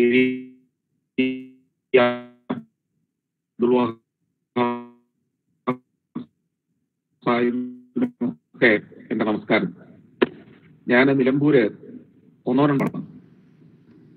അന്ന് ഞാൻ എന്റെ വിദ്യാഭ്യാസമൊക്കെ കഴിഞ്ഞ് പുറത്തേക്ക് ഇറങ്ങിയിരിക്കുന്ന കാലത്ത് ടെലിവിഷനിൽ എന്റെ പ്രവർത്തനങ്ങൾ ആരംഭിച്ച നാളുകൾ. കേരള വിശേഷം എന്നൊരു പരിപാടി ദൂരദർശന് വേണ്ടി ഞാൻ നിർമ്മിച്ചുകൊണ്ടിരിക്കുന്ന കാലത്ത് ഞാൻ നിലമ്പൂര് വന്നിരുന്നു. നിലമ്പൂരെ നിരവധി കാഴ്ചകളിലൂടെ സഞ്ചരിച്ച് അന്ന് ദൂരദർശനിലൂടെ നിലമ്പൂരിന്റെ പ്രതാപവും ചരിത്രവും ഒക്കെ ഞാൻ കാണിച്ചു കൊടുത്തിരുന്നു. അന്ന് എനിക്ക് PV's പബ്ലിക് സ്കൂളിലും വരാൻ സൗകര്യമുണ്ടായി. അന്ന് എൻ്റെ ഒരു സുഹൃത്ത് നിങ്ങളുടെ ചെയർമാനുമായി അടുത്ത ബന്ധമുണ്ടായിരുന്ന ഒരാളായിരുന്നു. അങ്ങനെയാണ് എത്തിയത്. അന്ന് അദ്ദേഹം എന്നെ അറിയേണ്ട കാര്യമില്ല, ഞാൻ അത്ര പ്രശസ്തനൊന്നും അല്ലെന്ന്. അത്രയും നല്ല, ഒട്ടും പ്രശസ്തനല്ലാത്ത ഒരാളാണ്. അപ്പൊ അന്ന് കേരളത്തിലെ ഏറ്റവും മികച്ച സ്കൂളുകളിൽ ഒന്നായ, ഏറ്റവും മികച്ച സൗകര്യങ്ങളോടുകൂടി ഒരു ഇന്റർനാഷണൽ നിലവാരത്തിൽ PV's പബ്ലിക് സ്കൂൾ കണ്ട് അത്ഭുതപ്പെട്ട ഒരാളാണ് ഞാൻ. അത് ഞാൻ ഇപ്പോഴും കൃത്യമായി ഞാൻ ആ രംഗം ഓർക്കുന്നുണ്ട്. അന്ന് മുതല് ഞാന് എന്താണ് നിങ്ങളുടെ വിദ്യാഭ്യാസ സ്ഥാപനങ്ങൾ നടത്തുന്നതെന്ന് ഇടയ്ക്കൊക്കെ നിരീക്ഷിക്കാറുണ്ട്. അപ്പോ അതുകൊണ്ടും ശ്രീ PV അബ്ദുൾ വഹാബിനോട് എനിക്ക് അദ്ദേഹത്തിന്റെ പ്രയത്നം, അദ്ദേഹത്തിന്റെ ഇതൊക്കെ താല്പര്യമുള്ള ഒരാളെന്ന നിലയിലുമാണ് ഞാൻ ഈ കോളേജിന്റെ ഈ ഫംഗ്ഷനെ കുറിച്ച് സംസാരിച്ചപ്പോൾ ഞാൻ തീർച്ചയായിട്ടും ഇതിൽ പങ്കെടുക്കാൻ താല്പര്യപ്പെട്ടത്. എനിക്ക് ആളുകളെ മുന്നിൽ കണ്ടുകൊണ്ട് സംസാരിക്കുന്നതും അല്ലെങ്കിൽ ടെലിവിഷന് വേണ്ടി പ്രിപ്പയർഡ് ആയിട്ട് വളരെ പ്ലാൻ ചെയ്ത് തയ്യാറാക്കുന്ന പരിപാടികൾ അവതരിപ്പിക്കുന്നതൊക്കെയാണ് എനിക്ക് ശീലം. പക്ഷെ കോവിഡ് കാലം നമ്മളെയൊക്കെ ഇത്തരത്തിൽ മൊബൈൽ ഫോണിന്റെ മുമ്പിൽ നിന്ന് പെർഫോം ചെയ്യാൻ പ്രാപ്തരായ ആളുകളാക്കി മാറ്റിയിരിക്കുന്നു. ഇന്ന് ഇതിനു മുമ്പ് വളരെ പ്രഗത്ഭരായ ആളുകൾ സംസാരിച്ചു കഴിഞ്ഞു എന്ന് ഞാൻ വിശ്വസിക്കുകയാണ്. ടൂറിസം ഈ കോവിഡ് കാലത്തിന് ശേഷം എങ്ങനെയാവും, അല്ലെങ്കിൽ ടൂറിസത്തിന്റെ സാധ്യതകൾ എങ്ങനെ മുന്നോട്ട് പോകുന്നു, ഇത്തരം കാര്യങ്ങളെ കുറിച്ചൊക്കെ ആണ് ഇന്നത്തെ ഒരു വിഷയം എന്നാണ് ഞാൻ മനസ്സിലാക്കുന്നത്. ടൂറിസം കേരളത്തിൽ എന്താണ് എന്ന് കേരളത്തിലെ പൊതുസമൂഹത്തിന് വലിയ ധാരണയൊന്നുമില്ല. നമ്മുടെ കേരളത്തിനകത്ത് മാത്രം ജീവിക്കുകയും കേരളത്തിലേക്ക് വരുന്ന ടൂറിസ്റ്റുകളെ മാത്രം കാണുകയും ചെയ്യുന്ന ആളുകൾക്ക് കേരളം ടൂറിസത്തിൽ വളരെ ഉയർന്ന ഏതോ ഒരു സ്ഥാനത്ത് എത്തിച്ചേർന്നിരിക്കുന്നു എന്നൊരു തെറ്റായ ധാരണ ഉണ്ടാവാറുണ്ട്. ടൂറിസം എന്നത് നമ്മൾ ഇന്ന് കാണുന്ന ഒരു നിലയിൽ നമ്മുടെ നാടിനെ എത്തിക്കേണ്ട ഒരു സൗകര്യമോ ഒരു പ്രവർത്തന മേഖലയോ അല്ല. ടൂറിസം അനന്തമായ സാധ്യതകളുടെ ഒരു മേഖലയാണ്. ടൂറിസത്തിന് വ്യത്യസ്തങ്ങളായ വിവിധ പ്രവർത്തന ശൈലികളുണ്ട്. അതായത് നമ്മൾ ഇന്ന് അനുവർത്തിച്ചു വരുന്ന ടൂറിസം അതിന്റെ ആദ്യ കാലഘട്ടത്തിൽ ശരിയായ ദിശയിൽ യാത്ര ചെയ്തു. ഇപ്പോഴും കുറച്ചൊക്കെ നമുക്ക് ടൂറിസത്തിലൂടെ നേട്ടങ്ങൾ ഉണ്ടാക്കാൻ കഴിയുന്നുണ്ടെങ്കിലും കേരളം പോലെ ഉള്ള ഒരു ഭൂപ്രദേശത്തിന് കേരളത്തിന്റെ എല്ലാ പ്രശ്നങ്ങൾക്കും പ്രതിസന്ധികൾക്കും സാമ്പത്തിക പരാധീനതകൾക്കും പരിഹാരം കണ്ടെത്താനുള്ള ഒരു മാർഗമായി ടൂറിസത്തെ ഉപയോഗപ്പെടുത്താൻ ഇപ്പോഴും കഴിഞ്ഞിട്ടില്ല. അതിന്റെ അർത്ഥം ഇത്രയേറെ പൊട്ടൻഷ്യൽ മറ്റു വ്യവസായങ്ങളുടെ പ്രശ്നങ്ങളില്ല, ഇവിടെ വലിയ കലാപങ്ങളുടെ പ്രശ്നങ്ങളില്ല, വളരെ ശാന്തമായി വിദ്യാസമ്പന്നരായ അത്യാവശ്യം ഏതൊരു മനുഷ്യനോടും വിദേശിയോട് ഉൾപ്പെടെ മാന്യമായി പെരുമാറാനും അവരോട് ആശയവിനിമയം നടത്താനും കഴിയുന്ന ജനങ്ങളുള്ള, മനോഹരമായ ഭൂപ്രകൃതിയുള്ള, വലിയൊരു ചരിത്ര പശ്ചാത്തലമുള്ള ഒരു നാട്ട് എന്തുകൊണ്ടാണ് ഇവിടുത്തെ ഖജനാവ് വറ്റി വരണ്ട് കിടക്കുമ്പോൾ പോലും ടൂറിസത്തെ അതിന്റെ പ്രശ്നങ്ങൾ പരിഹരിക്കുന്നതിന്, സാമ്പത്തിക പോരായ്മകൾ, പരാധീനതകൾ പരിഹരിക്കുന്നതിന് ഉപയോഗപ്പെടുത്താതെ പോകുന്നത് എന്നതാണ് നമ്മൾ ചിന്തിക്കേണ്ട വിഷയം. ലോകത്ത് എത്രയോ രാജ്യങ്ങൾ, എത്രയോ ചെറു രാജ്യങ്ങൾ മുതൽ വൻ രാജ്യങ്ങൾ വരെ ടൂറിസം അവരുടെ പ്രധാന ഉപജീവന മാർഗമായി, ടൂറിസം അവരുടെ രാജ്യത്തിന്റെ സാമ്പത്തിക നിലയുടെ പ്രധാന നട്ടെല്ലായി അവര് അതിനെ പ്രയോജനപ്പെടുത്തുന്നു. ലോകത്തെ ഏറ്റവും അവസാനം സ്വാതന്ത്ര്യം ലഭിച്ച നാടുകളിലൊന്നാണ് മോണ്ടിനീഗ്രോ.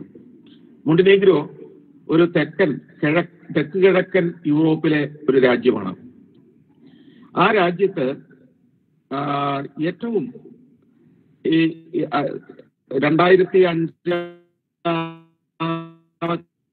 കാലഘട്ടത്തിലൊക്കെ അവർ സ്വാതന്ത്ര്യത്തിലേക്ക് വന്നത്. സ്വതന്ത്ര രാഷ്ട്രമായി ഒരു പൂർണ്ണമായ അധികാരങ്ങളുള്ള ഒരു രാജ്യമായി ഏറ്റവും വന്നു. ഈ മോണ്ടിനീഗ്രോയിലൂടെ ഞാൻ 1 വർഷം മുമ്പ് സഞ്ചരിക്കുകയുണ്ടായി. ഞാൻ മോണ്ടിനീഗ്രോയിലൂടെ സഞ്ചരിക്കുന്ന കാലത്ത് അവരുടെ സ്വാതന്ത്ര്യം ലഭിച്ചിട്ട് ഒരു 10 വർഷം കഴിഞ്ഞിട്ടേ ഉണ്ടാവുള്ളൂ. പക്ഷേ മോണ്ടിനീഗ്രോയുടെ കൊട്ടോർ, ബുഡുവ തുടങ്ങിയ നിരവധിയായ അഡ്രിയാറ്റിക് കടലിന്റെ തീരത്തെ ടൂറിസം ഡെസ്റ്റിനേഷനുകളെ അവർ ഉപയോഗപ്പെടുത്തുന്ന രീതി, അവിടേക്ക് എത്തിച്ചേരുന്ന ടൂറിസ്റ്റുകളുടെ ബാഹുല്യം കണ്ട നമ്മൾ അത്ഭുത സ്തബ്ധരായി പോകും.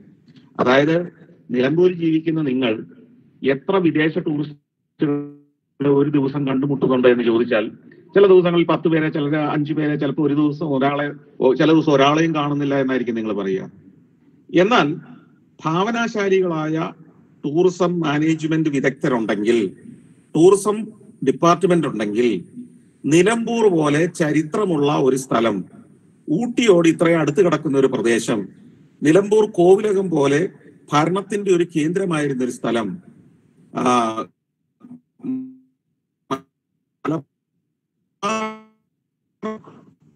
വിപ്ലവം പോലെ മലബാർ കലാപം എന്ന് അല്ലെങ്കിൽ മാപ്പിള ലഹള എന്നൊക്കെ ചരിത്രത്തിൽ രേഖപ്പെടുത്തിയ ആ വിപ്ലവകാലം പോലെ ബ്രിട്ടീഷുകാർക്കെതിരെ ആ പോരാട്ടങ്ങളുടെ ഒരു ഭൂമികയായ നിലമ്പൂർ പോലുള്ള ഒരു സ്ഥലം, അല്ലെങ്കിൽ അതിന്റെ കേന്ദ്രസ്ഥാനമായിരുന്ന ഏറനാടിന്റെ ചരിത്ര സ്ഥലങ്ങൾ ഉൾപ്പെടുന്ന ഒരു ഭാഗം ഒക്കെ ചരിത്രത്തെ ആർക്കൈവ് ചെയ്യാനും ബ്രിട്ടീഷ് ഭരണകാലത്ത് ഇവിടെ ഉണ്ടായ മുന്നേറ്റങ്ങളെ, ചരിത്രത്തിന്റെ ആ സ്പന്ദിക്കുന്ന അവശേഷിപ്പുകളെ ആർക്കൈവ് ചെയ്ത് വാഗൺ ട്രാജഡി നടന്ന ആ പാത, ആ ട്രെയിനിലേക്ക് ആളുകളെ കയറ്റി കുത്തി നിറച്ച ആ റെയിൽവേ സ്റ്റേഷൻ, അവിടെ അന്ന് കയറ്റിയ തരത്തിലുള്ള ആളുകളെ കുത്തി നിറച്ച തരത്തിലുള്ള ഒരു വാഗന്റെ ഒരു മോഡൽ അവിടെ ഉണ്ടാക്കി അവിടെ സ്ഥാപിക്കുക.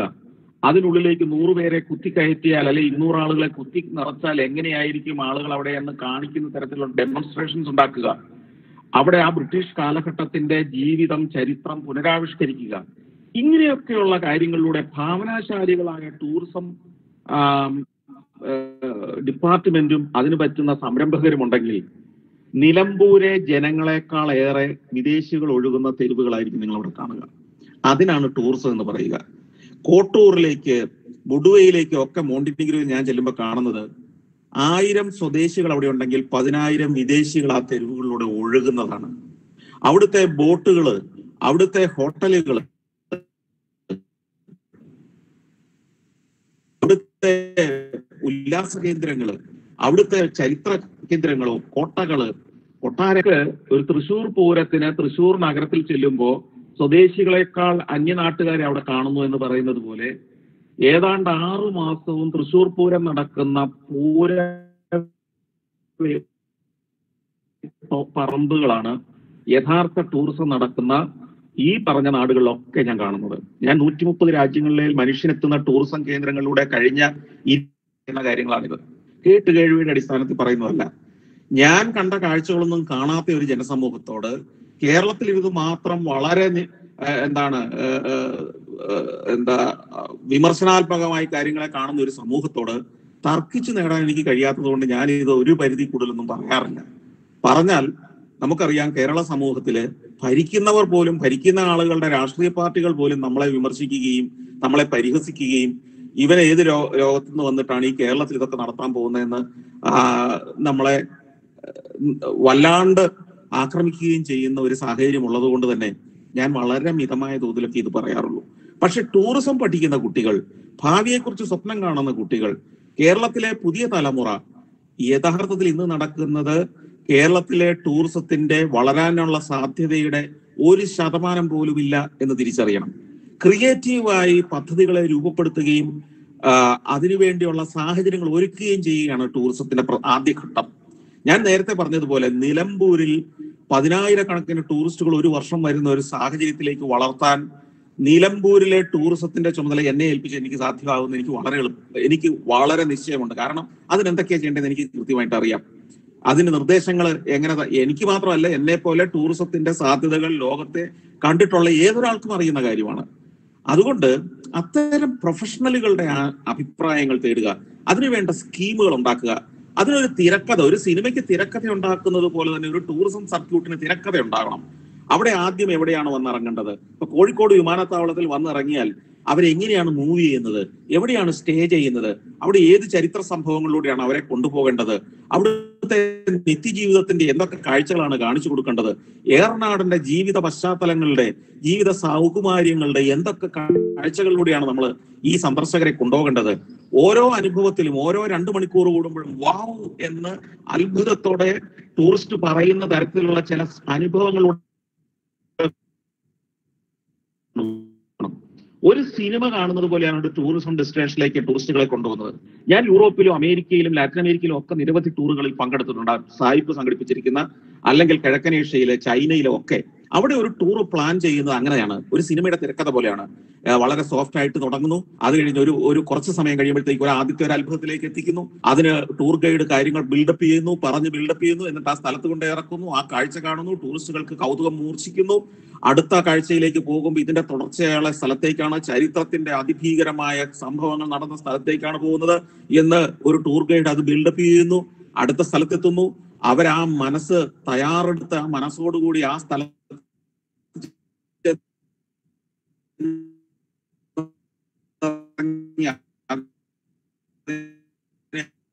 ജീവിതത്തിന്റെ അടുത്ത കാഴ്ചകൾ, നെൽവയലുകൾ, പാടങ്ങൾ, അവിടെ കാളപൂട്ടുന്ന ആളുകൾ, അവിടെ കൊയ്തെടുക്കുന്ന നെല്ല്, അവിടെ മെതിക്കുന്നത്, അത് പറയിലും നിരയിലും നിറയ്ക്കുന്നത്, ആ വീടുകളിലേക്ക് ഉള്ള ജീവിതം, അവിടുത്തെ ജന്മി വീടുകളുടെ നൂറ്റാണ്ടുകൾ പഴക്കമുള്ള ജീവിതചര്യ, അത് കഴിയുന്നതോടുകൂടി അത്തരമൊരു വീട്ടിലിന്റെ വരാന്തയിൽ ഇരുന്ന് ഉച്ചഭക്ഷണം കഴിക്കുന്നു. അതായത് തൂഷണയിലയിൽ ചോറും സാമ്പാറും ഒക്കെ അവർക്ക് വിദേശികൾക്ക് ഇഷ്ടപ്പെടുന്ന രീതിയിൽ അതിനെ ഒന്ന് മയപ്പെടുത്തി വിളമ്പി കൊടുക്കുന്നു. ഒരു 8-കെട്ടിന്റെ 4-കെട്ടിന്റെ ആത്തളങ്ങളിൽ എങ്ങനെ ജീവിതം നൂറ്റാണ്ട് മുമ്പ് കഴിഞ്ഞു എന്ന് പരിചയപ്പെടുത്തി കൊടുത്ത് ഉച്ചവിശ്രമത്തിന് ശേഷം വീണ്ടും അടുത്ത കാഴ്ചയിലേക്ക് പോകുന്നു. ഇങ്ങനെയാണ് ബിൽഡപ്പ് ചെയ്യേണ്ടത് ടൂറിസം. ഇങ്ങനെയാണ് ലോകത്തെല്ലാവരും ടൂറിസം ബിൽഡപ്പ് ചെയ്യുന്നത്. നമ്മളിവിടെ എന്താണ് ടൂറിസത്തിന് വേണ്ടി ഒരു പരസ്യം ചെയ്യൽ മാത്രമാണ് നമ്മുടെ ജോലി. എന്നിട്ട് ആളുകൾ ഇന്റർനെറ്റിൽ കൂടെ അവർക്ക് ഇഷ്ടമുള്ളിടത്ത് എവിടെയെങ്കിലും പോകുന്നു. നമ്മൾ ഒരു സിനിമ കാണാൻ ആളുകൾ തിയേറ്ററിൽ വന്നിരിക്കുമ്പോൾ പ്രേക്ഷകർക്ക് ഇഷ്ടമുള്ള വഴി കൂടിയാണോ സിനിമ കൊണ്ടുപോകുന്നത്? അല്ല, അതിനൊരു സംവിധായകൻ വേണം, അതിനൊരു തിരക്കഥാകൃത്ത് വേണം. അയാൾ ഓരോ നിമിഷവും ഉദ്യോഗത്തിന്റെ മുൾമലയിലൂടെ പ്രേക്ഷകരെ കൊണ്ടുപോകുന്ന മട്ടിൽ കഥ രചിക്കണം. അതിലൂടെ അവർ നിശ്ചയിക്കുന്ന വഴിയിലൂടെ മാത്രമേ പ്രേക്ഷകൻ പോകാൻ പാടുള്ളൂ. ഒടുവിൽ കഥ ക്ലൈമാക്സിലെത്തുന്നു, അവസാനിക്കുന്നു, കൈയടിച്ചുകൊണ്ട് പ്രേക്ഷകർ പുറത്തിറങ്ങുന്നു, അവരവരുടെ വീട്ടിലേക്ക് മടങ്ങുന്നു. ഇതേ മട്ടിൽ തന്നെയാണ് ടൂറിസത്തെ പ്ലാൻ ചെയ്യേണ്ടത്. എയർപോർട്ടിൽ വന്നിറങ്ങുന്നത് ഒരു ദീർഘമായ 3-4 ദിവസം നീണ്ട ഒരു സിനിമ പോലെ ആയിരിക്കണം. എയർപോർട്ടിൽ വന്നിറങ്ങുമ്പോൾ സിനിമ ആരംഭിക്കുകയാണ്. തിരിച്ചാ എയർപോർട്ടിൽ വന്ന് വിമാനത്തിൽ കയറുന്ന നാട്ടിലേക്ക് മടങ്ങുമ്പോൾ സിനിമ കണ്ടവർ മടങ്ങുന്നത് പോലെയാണ്. അപ്പൊ ഇതിനു വേണ്ട ബിൽഡപ്പ് എവിടെയാണ് ഉണ്ടാക്കിയിരിക്കുന്നത് കേരളത്തിൽ? കേരള ടൂറിസത്തിന് അങ്ങനെ ഒരു ബിൽഡപ്പിന്റെ ഒരു റൂട്ട് പ്ലാൻ ഉണ്ടോ? അത്തരത്തിലൊരു പ്ലാനിംഗ് ഉണ്ടോ? അത്തരത്തിലുള്ള ഡെസ്റ്റിനേഷനുകളുണ്ടോ? അതിനുള്ള കഥകളുണ്ടോ? അതിന്റെ ചരിത്രം അവതരിപ്പിക്കുന്നുണ്ടോ? നമ്മളുടെ ജീവിതത്തിന്റെ ഇപ്പോ ഉദാഹരണം പറഞ്ഞാൽ ഭക്ഷണം പോലും വെറുതെ വിളമ്പുകയല്ല അവിടെ ചെയ്യേണ്ടത്. ഇത്തരം സ്ഥലങ്ങളിൽ കേരളത്തിന്റെ വിചിത്രമായ ഭക്ഷണങ്ങളെ വിളമ്പുന്നതിന് മുമ്പ് തന്നെ അതിന്റെ ഒരു ബിൽഡപ്പ് ഉണ്ടാക്കണം. ഇതെങ്ങനെയാണ് ഇതുണ്ടാക്കുന്നത്? ചക്ക കൊണ്ടൊരു വിഭവം ഉണ്ടാകുമ്പോൾ ചക്ക എന്ന ഈ ഭൂമിയിലെ ഏറ്റവും വലിയൊരു ഫലത്തെ ഞങ്ങൾ എങ്ങനെ കഴിക്കാവുന്ന ഒരു വസ്തുവാക്കി മാറ്റുന്നു എന്ന പ്രോസസ്സ് നിങ്ങളെ കാണിച്ചു തരാമെന്ന് പറഞ്ഞ് ഡെമോ ചെയ്യണം. ചക്ക വെട്ടുന്നത്, അതിന്റെ ചുള അരിഞ്ഞെടുക്കുന്നത്, അതിന്റെ ചകിരി എന്ന് പറഞ്ഞ സാധനം അതിൽ നിന്ന് വേർപെടുക്കുന്നത്, അതിന്റെ കുരു അതിൽ നിന്ന് മാറ്റുന്നത്, എന്നിട്ട് ഈ ചക്കയുടെ ഓരോ ഭാഗവും ഓരോ ഉൽപ്പന്നങ്ങളായി മാറുന്നത്, ഓരോ ഭക്ഷ്യവസ്തുക്കളായി മാറുന്നത്, ചക്കക്കുരു പോലും. ഇതെല്ലാം പ്രദർശിപ്പിക്കുമ്പോഴാണ് ഈ ഒരു ടൂറിസ്റ്റിന് മുന്നിൽ വലിയ കൗതുകങ്ങളും അത്ഭുതങ്ങളും ഉണ്ടാവുന്നത്. അപ്പൊ അതുകൊണ്ട് തന്നെ ഇത്തരത്തിൽ ഒരു സ്ക്രിപ്റ്റഡ് ആയ ടൂറിസം ആക്ടിവിറ്റിയാണ് കേരളത്തിന് വേണ്ടത്. ഒപ്പം കേരളം തായ്ലൻഡ് ആവാൻ ശ്രമിച്ചിട്ട് കാര്യമില്ല. കേരളത്തിനൊരു പാരമ്പര്യമുണ്ട്, കേരളത്തിന്റെ ഒരു പൗരാണികതയുണ്ട്, കേരളത്തിന്റെ ഒരു ചരിത്രമുണ്ട്. ഈ ചരിത്രത്തിൽ കേരളത്തിന്റെ ആർക്കിടെക്ചർ വരും, കേരളത്തിന്റെ കെട്ടിട നിർമ്മാണ ശൈലി, 4 കെട്ടുകൾ, 8 കെട്ടുകൾ, മാളിക വീടുകൾ, സാധാരണക്കാരന്റെ വീടുകൾ ഒക്കെയുള്ള കേരളീയമായ ശൈലിയിൽ കേരളത്തെ നിലനിർത്തിയെങ്കിൽ മാത്രമേ ഇതിൽ നമുക്ക് അവകാശപ്പെടാൻ കഴിയൂ. അത്തരത്തിലുള്ള സംവിധാനങ്ങൾ നിലനിർത്തേണ്ടതുണ്ട്. നിലനിൽക്കുന്നതിനെ നമ്മൾ നവീകരിക്കേണ്ടതുണ്ട്.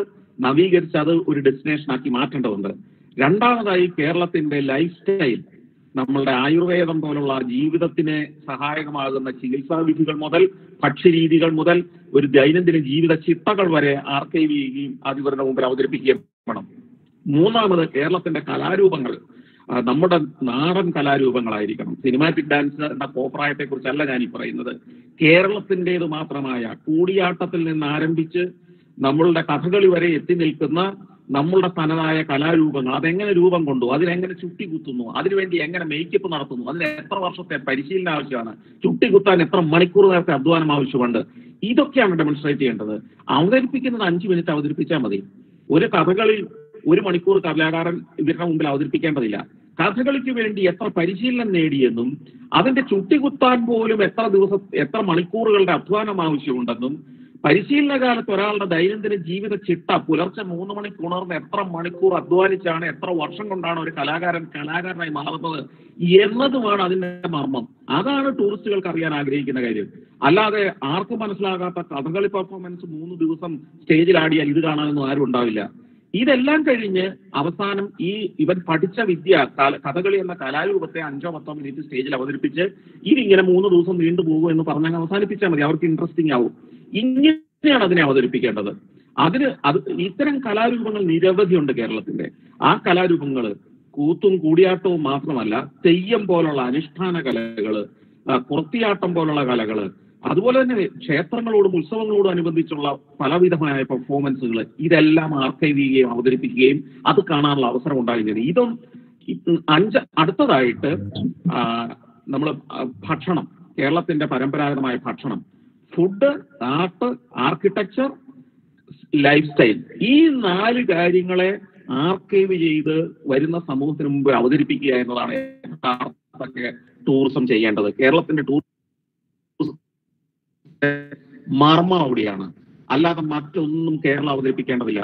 നിങ്ങൾ എന്റർടൈൻമെന്റിന്റെ ക്യാപിറ്റലായി കേരളത്തെ മാറ്റാൻ ഒരിക്കലും നിങ്ങൾക്ക് സാധ്യമല്ല. കാരണം ലാസ് വേഗാസ് പോലെ, തായ്ലൻഡ് പോലെ, കിഴക്കനേഷ്യ, ചൈനയിലെ വൻ നഗരങ്ങൾ, ആഘോഷ നഗരങ്ങൾ, മക്കാവു ഒക്കെ ഉള്ള നഗരങ്ങൾ, അല്ലെങ്കിൽ ദുബായ് പോലുള്ള സ്ഥലങ്ങൾ, ഇതൊക്കെയുള്ള ഒരു ലോകത്ത് കേരളം എന്ത് കാണിച്ചാണ് ഞെട്ടിക്കാൻ പോകുന്നത്? കേരളത്തിൽ നമ്മൾ അഭിമാനിക്കുന്നത് പോലെ ഇൻഫ്രാസ്ട്രക്ചർ വൈസോ ആളുകളെ അത്ഭുതപ്പെടുത്തുന്ന നിർമ്മാണങ്ങളുടെ പേരിലോ നമുക്കൊന്നും ചെയ്യാനില്ല. നമ്മളൊക്കെ വളരെ ശൈശവാവസ്ഥയിലാണ് ആ കാര്യത്തിലൊക്കെ. എന്നാൽ നമുക്ക് വലിയ പൈതൃകമുണ്ട്, നമുക്ക് വലിയൊരു സാംസ്കാരിക പശ്ചാത്തലമുണ്ട്, നമുക്കൊരു പാരമ്പര്യമുണ്ട്, നമുക്കൊരു പ്രകൃതിയുണ്ട്. ഇതിനെ ആ മട്ടിൽ അനുഭവിക്കാനുള്ള അവസരം കൊടുത്തു മാത്രമേ കേരളത്തിൽ ടൂറിസത്തിന് വളരാൻ കഴിയുള്ളൂ. ഈ മട്ടിലുള്ള ചിന്തകളും ആശയങ്ങളുമുള്ള പുതിയ തലമുറ ഉണ്ടായാൽ കേരളത്തിലേക്ക് ടൂറിസ്റ്റുകൾ വരും. കാരണം കേരളത്തിലെ ഈ സംസ്കാരം, ഈ ഒരു കൾച്ചർ, ഈ ഒരു പാരമ്പര്യം ലോകത്ത് മറ്റൊരിടത്തും അവകാശപ്പെടാനില്ല. എന്നാൽ കേരളത്തിന്റെ പ്രകൃതി പോലും നിരവധി രാജ്യങ്ങളിൽ സമാനമായ പ്രകൃതി ഉണ്ടെന്ന് ആദ്യം മനസ്സിലാക്കുക.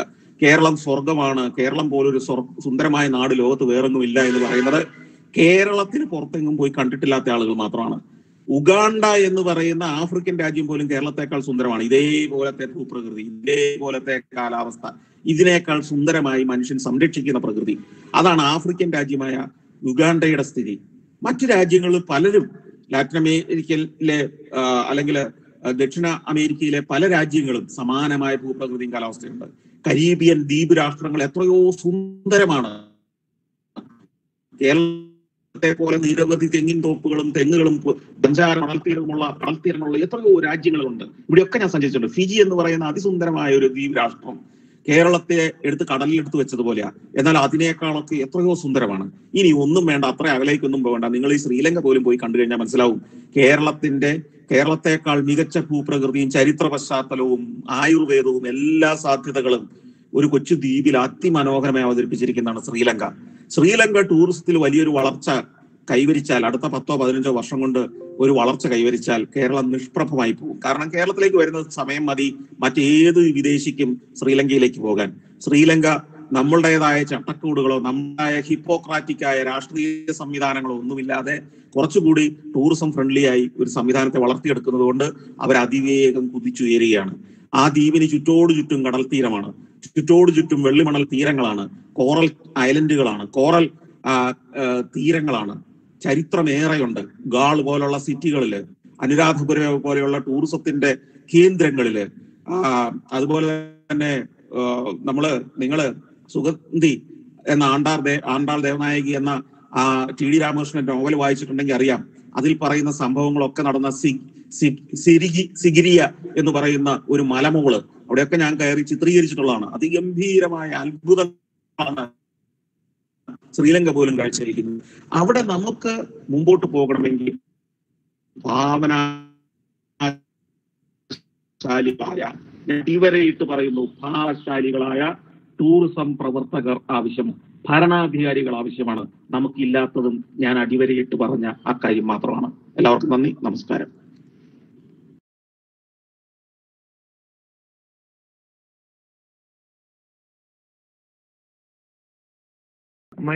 I'll introduce myself. I am Anujit. I am from Department of Tourism and Hotel Management. Amal College itself. So what we were expecting speech from Sri Santosh sir. It was, I think it was very realistic. He was telling, he was giving the real situation, what is happening in Kerala, what we think of Kerala and what is actually Kerala. That is what he was telling. I don't able to listen completely because in between I also lost the connection. But anyway, from the outset, I understood that he was telling there is a need of certain changes, or maybe he is telling that it is not the way to do the tourism, what is happening in Kerala. Okay. So what we are doing, or we are strictly depending upon our scenic beauty. Most of the tourist destinations in Kerala, they are depending upon the scenic beauty mainly. And we are not exploiting the chances of making tourism as a cultural destination or a historical important destination. As he is telling that we have many areas which we can focus. Telling he was just focusing some areas like our food, our culture, likewise. So I lost a few more points from that, but I heard about that culture he was telling. So he was telling exactly about the cultural or art festivals of Kerala, where he was telling that the performing arts like Kathakali, like Kudiyatam, like Teyyam, all these folklore and the performing arts of Kerala, we have to focus on that. അദ്ദേഹം പറയുന്നത് അദ്ദേഹത്തിന്റെ യാത്രകളിൽ നിന്ന് കിട്ടിയ എക്സ്പീരിയൻസിനെ base ചെയ്തിട്ടായിരിക്കണം അദ്ദേഹത്തിന്റെ ആ ഒരു area അദ്ദേഹം പറയുന്നത്. കാരണം മറ്റ് രാജ്യങ്ങളിൽ നമ്മളുടെ അത്രയും പോലും വികസനം എത്താത്ത ചില രാജ്യങ്ങളിൽ അവര് ഈ പറയുന്ന മൈന്യൂട്ട് ആയിട്ടുള്ള വെരി സ്മോൾ ഏരിയാസ് പോലും വളരെ എഫക്റ്റീവായിട്ട് യൂട്ടിലൈസ് ചെയ്യുന്നു എന്നാണ് അദ്ദേഹം പറയുന്നത്. നമ്മൾ ആ ഒരു രീതിയിൽ ഇതിനെ യൂട്ടിലൈസ് ചെയ്യുന്നില്ല. ഓവറോൾ നമ്മൾ പറയുന്നുണ്ട് എന്താണ്, ടൂറിസം കൊണ്ട് നമുക്ക് വലിയ വലിയ നേട്ടങ്ങളുണ്ട്, വലിയ വലിയ സംഭവങ്ങളുണ്ട്. Keralam is something very super destination or എന്താ ഗോഡ്സ് ഓൺ കൺട്രി എന്നൊക്കെ നമ്മൾ പറയുന്നുണ്ട്. എങ്കിലും നമ്മൾ എന്ത് ചെയ്യുന്നില്ല, ആ ഒരു ലെവലിലേക്ക്, ഈ പറയുന്ന ഒരു ലെവലിലേക്ക് നമ്മൾ എത്തുന്നുണ്ടോ എന്നുള്ള കാര്യത്തിൽ അദ്ദേഹം സംശയം പ്രകടിപ്പിക്കേണ്ടായി. അതായത് നമ്മൾക്ക് സാധ്യതയുള്ള ചില ഏരിയകൾ നമ്മൾ എഫക്റ്റീവായിട്ട് യൂട്ടിലൈസ് ചെയ്യുന്നില്ല എന്നൊരു അഭിപ്രായമാണ് അദ്ദേഹം പറഞ്ഞത്. സോ ഇതിനെ സംബന്ധിച്ച് എനിക്കും അദ്ദേഹത്തോട് ചില സംശയങ്ങൾ ചോദിക്കാനുണ്ടായിരുന്നു. നിങ്ങളെപ്പോലെ തന്നെ ഞാനും കേട്ടതിൽ നിന്ന് എനിക്കും ഉരുത്തിരിഞ്ഞ ചില സംശയങ്ങൾ ഉണ്ടായിരുന്നു ഈ ഒരു ഏരിയയെ സംബന്ധിച്ചിട്ട് തന്നെ. ഇപ്പോ അദ്ദേഹം പറഞ്ഞ നമ്മുടെ കൾച്ചറിനെ എങ്ങനെ നമ്മൾ ഫോക്കസ് ചെയ്യാം, എങ്ങനെ ഷോക്കേസ് ചെയ്യാം, അതിന്റെ കൾച്ചർ, അതായത് നമ്മൾ പറയുന്ന ആർട്ട് ഫോംസുകൾ അല്ലെങ്കിൽ അതുപോലുള്ള സാധനങ്ങൾ നമ്മൾ ചെറിയ ചെറിയ ക്യാപ്സ്യൂൾ രൂപത്തിലാക്കിയിട്ട് അവതരിപ്പിക്കുന്ന രീതിയിലാണ് അദ്ദേഹം പറയുന്നത്. എങ്ങനെയാണ് അത് പെർഫോം ചെയ്യുന്നത് എന്നുള്ളത് വളരെ ലിമിറ്റഡ് ആയ രീതിയിൽ, അല്ലെങ്കിൽ ഇപ്പോൾ ഒരു കഥകളി എന്നൊക്കെ പറയുന്നത് 4 ദിവസത്തെ പെർഫോമൻസ് ആണ്. ഈ 4 ദിവസമൊന്നും ഒരു ടൂറിസ്റ്റ് എന്ത് ചെയ്യില്ല, കാത്തിരുന്നുകൊണ്ട് എന്ത് ചെയ്യില്ല, പെർഫോം ചെയ്യില്ല.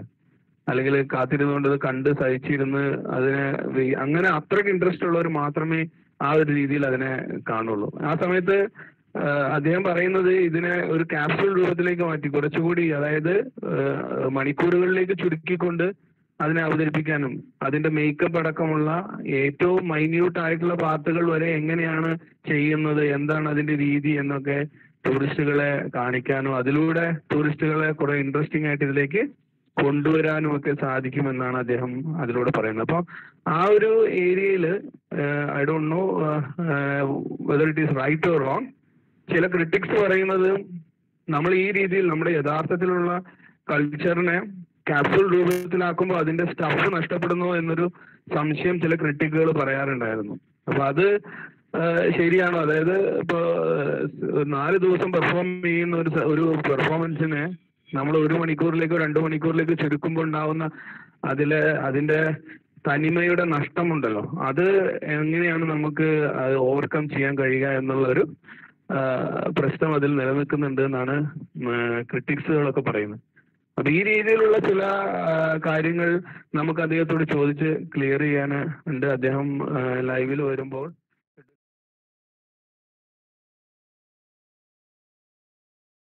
അദ്ദേഹം നമ്മുടെ മുന്നിൽ ഒരു വലിയൊരു ചോദ്യം വെച്ചിട്ടാണ് പോയിട്ടുള്ളത്.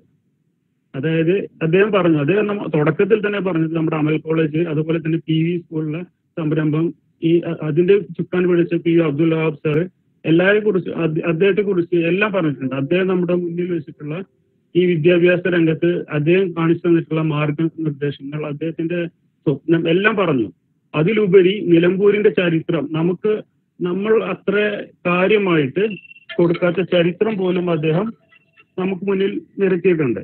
അപ്പൊ അതിലെല്ലാം ഊന്നിക്കൊണ്ട് നമ്മൾക്ക് എങ്ങനെ ഇവിടെ ടൂറിസത്തിന്റെ പുതിയ മേഖലകൾ സാധ്യമാക്കാം, എങ്ങനെ നമുക്ക് കൂടുതൽ ടൂറിസ്റ്റുകളെ ഇവിടെ ഇൻവൈറ്റ് ചെയ്യാൻ വേണ്ടിയുള്ള സജ്ജീകരണങ്ങൾ ഒരുക്കാം എന്നുള്ളതിനെ പറ്റിയുള്ള ചർച്ച അതാണ് അദ്ദേഹം മുന്നിൽ വെച്ചുകൊണ്ട് പോയിട്ടുള്ളത്. നിലമ്പൂരിനെ മാത്രമല്ല, കേരളത്തെ. അതുകൊണ്ടാണ് അദ്ദേഹം പല രാജ്യങ്ങളെ കമ്പയർ ചെയ്തിട്ട് ഇവിടെ ഒരു ഹിപ്പോക്രാറ്റിക് ഭരണം ടൂറിസത്തിന് വേണ്ട രീതിയിലുള്ള, അതായത് യഥാർത്ഥത്തിൽ നമ്മുടെ സംസ്കാരം, അതുപോലെ തന്നെ നമ്മുടെ ചരിത്രം, അതുപോലെ തന്നെ നമ്മുടെ പ്രകൃതി ഭംഗി, ഈ 3 കോമ്പിനേഷൻസും നല്ല രീതിയിൽ വിദേശ ടൂറിസ്റ്റുകൾക്ക് അവർ ആഗ്രഹിക്കുന്ന രീതിയിൽ പരിചയപ്പെടുത്തി കൊടുക്കാനുള്ള സംരംഭങ്ങൾ, അത് ഭാവനാത്മകമായി ഒരു സിനിമയിലെ തിരക്കഥ എന്നോണം നമ്മളെപ്പോലുള്ള ടൂറിസ്റ്റ് മേഖലയിൽ പ്രവർത്തിക്കുന്ന സംരംഭകരും അതുപോലെ തന്നെ ഇതിന്റെ എല്ലാ സ്റ്റേക്ക് ഹോൾഡേഴ്സും ഇതുപോലുള്ള തിരക്കഥകൾ എന്ന് ഉദ്ദേശിച്ചത് ഇത്തരത്തിലുള്ള പുതിയ ക്രിയേറ്റീവ് ആയിട്ടുള്ള ഐഡിയാസ് നമ്മൾ ഇവിടെ ഇംപ്ലിമെന്റ് ചെയ്യണം. അപ്പോൾ മാത്രമേ ബാക്കിയുള്ള ഡെസ്റ്റിനേഷനുകളെ കോമ്പീറ്റ് ചെയ്യാനും നമ്മുടെ തനതായിട്ടുള്ള സംസ്കാരങ്ങളെല്ലാം ഉൾപ്പെടുത്തിക്കൊണ്ട് നല്ലൊരു ഡെസ്റ്റിനേഷനായിട്ട് നമുക്ക് മാർക്കറ്റ് ചെയ്യുവാൻ സാധിക്കൂ എന്നാണ് അദ്ദേഹം നമ്മുടെ മുന്നിൽ വെച്ചിട്ടുള്ളത്.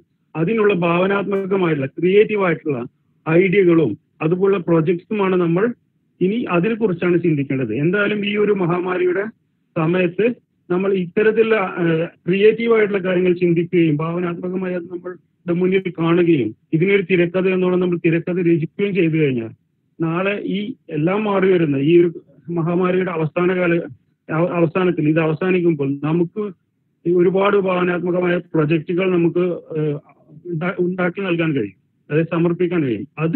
അത് മുഖേന നമ്മുടെ ടൂറിസം വളർത്തുവാനും കഴിയുമെന്നാണ് എൻ്റെ ആഗ്രഹം. അപ്പോൾ അത്തരത്തിലുള്ള ഡിസ്കഷൻസും പ്രൊജക്റ്റുകളുമാണ് നമ്മൾ ഉണ്ടാക്കേണ്ടത് എന്നാണ് എൻ്റെ ഒരു അഭിപ്രായം. വളരെ ഉപകാരം. Thank you for giving me opportunity. പിന്നെ എനിക്ക് വളരെ സന്തോഷമുണ്ട്, കാരണം അദ്ദേഹത്തെ പോലെയുള്ള ഒരു ടൂറിസം മേഖലയിൽ തിളങ്ങി നിൽക്കുന്ന ഒരു സെലിബ്രിറ്റിയെ നമ്മുടെ ഈ ഒരു വെബിനാറിൽ പങ്കെടുപ്പിച്ചുകൊണ്ടൊരു പരിപാടി നടത്തിയ ഇതിന്റെ ഓർഗനൈസേഴ്സിന് ജനീഷ്, അതുപോലെ അഞ്ജിത് സാർ, ഷമീർ സാർ ഉൾപ്പെടെയുള്ള നിങ്ങളുടെ എല്ലാവരോടുള്ള നന്ദി അറിയിക്കുകയാണ്. അതോടൊപ്പം തന്നെ അദ്ദേഹം പറഞ്ഞ ഒരു കാര്യം, ഒരു ടൂറിസം സർക്യൂട്ട് ക്രിയേറ്റ് ചെയ്യുക എന്ന രൂപത്തിൽ ഒരു ഐഡിയ അദ്ദേഹം വെച്ചു. വളരെ നല്ല ഒരു ആശയമാണത്. കാരണം എന്താണെന്ന് വെച്ച് കഴിഞ്ഞാൽ നമുക്ക് നിലമ്പൂരിലെ ടൂറിസം പ്രോഡക്ട്സ്, നിലമ്പൂരിന്റെ കൾച്ചർ ആവട്ടെ, നിലമ്പൂരിന്റെ ചരിത്ര പശ്ചാത്തലങ്ങളാവട്ടെ, അല്ലെങ്കിൽ നിലമ്പൂരിന്റെ പ്രകൃതി വിഭവങ്ങളാവട്ടെ, ഇതൊക്കെ ഷോക്കേസ് ചെയ്തുകൊണ്ട് നമ്മളൊരു ടൂറിസം ഡെസ്റ്റിനേഷൻ ആയിട്ട് ഡെവലപ്പ് ചെയ്ത് കൊണ്ടുവരാൻ ഇപ്പോൾ ഉള്ളതിനേക്കാൾ ഒരു വേറൊരു ലെവലിലേക്ക്, അടുത്തൊരു നല്ല ലെവലിലേക്ക് കൊണ്ടുവരാൻ എന്ന് പറഞ്ഞാൽ വളരെയധികം സമയമെടുക്കും. എന്നാൽ അതേ സമയത്ത് നമ്മൾ ഒരു ടൂറിസം സർക്യൂട്ടുമായി ഇത് നിലമ്പൂരിനെ കണക്ട് ചെയ്ത് കഴിഞ്ഞാൽ, ഇപ്പോ കേരളത്തില് മലബാറിൽ ഏറ്റവും കൂടുതൽ ഒരു ടൂറിസം ഡെസ്റ്റിനേഷൻ ആയിട്ട് ഇപ്പോൾ ഡെവലപ്പ് ചെയ്ത് നിൽക്കുന്നത് വയനാടാണ്. ഈ വയനാടിനെ നിലമ്പൂരുമായി കണക്ട് ചെയ്ത് കഴിഞ്ഞാൽ, ഇപ്പോ ഒരു ടൂറിസം ഒരു ഐറ്റിനറി പ്രിപ്പയർ ചെയ്യുകയാണെന്നുണ്ടെങ്കിൽ കാലിക്കറ്റിൽ ഒരു ടൂറിസം ഒരു പാക്കേജിന്റെ അറൈവൽ കൊടുത്തിട്ട് ആദ്യം നിലമ്പൂരിൽ വന്നിട്ട് നിലമ്പൂരിലെ നമ്മുടെ ടൂറിസം പ്രോഡക്ട്സ് ഒക്കെ അനുഭവിച്ചതിന് ശേഷം വയനാട്ടിലേക്ക് പോയി, വയനാട്ടിൽ നിന്ന് തിരിച്ച് കാലിക്കറ്റിൽ വഴി തിരിച്ചു പോകുന്ന രൂപത്തിലേക്ക്, ഞാനൊരു എക്സാമ്പിൾ പറഞ്ഞാണ്. അതുപോലെ ഏതെങ്കിലും ഒരു മെയിൻ ആയിട്ടുള്ള ഒരു ടൂറിസം ഡെസ്റ്റിനേഷനുമായിട്ട് നമ്മളെ നിലമ്പൂരിനെ കണക്ട് ചെയ്ത് കഴിഞ്ഞാൽ നമുക്ക് ഒന്നും കൂടി പെട്ടെന്ന് നമുക്ക് ഡെവലപ്പ് ചെയ്യാനുള്ള ഒരു സാധ്യത ഉണ്ട്. അപ്പൊ അതുപോലെ ഒരു ടൂറിസ്റ്റ് സർക്യൂട്ടുമായി നിലമ്പൂരിനെ കണക്ട് ചെയ്ത് കഴിഞ്ഞാൽ നമുക്ക് കൂടുതൽ ഉയരത്തിലേക്ക് നമ്മുടെ ഒരു ടൂറിസം നിലമ്പൂരിനെ വേറെ ലെവലിലേക്ക് കൊണ്ടുപോയി എത്തിക്കാൻ വേണ്ടി നമുക്ക് സാധിക്കും. അത് അദ്ദേഹത്തിന്റെ ആ ഒരു സർക്യൂട്ട് എന്നുള്ള രൂപത്തിലുള്ള ഒരു പരാമർശം അത് വളരെ നല്ലൊരു ആശയമാണെന്ന് എനിക്ക് തോന്നി. അപ്പോ അത് നിങ്ങളുമായി പങ്കുവെക്കുക എന്ന ഉദ്ദേശത്തോടു കൂടിയാണ് ഞാൻ ചോദിച്ചത്. Okay, thank you. നല്ലൊരു ആശയമായിരുന്നു. Thank U.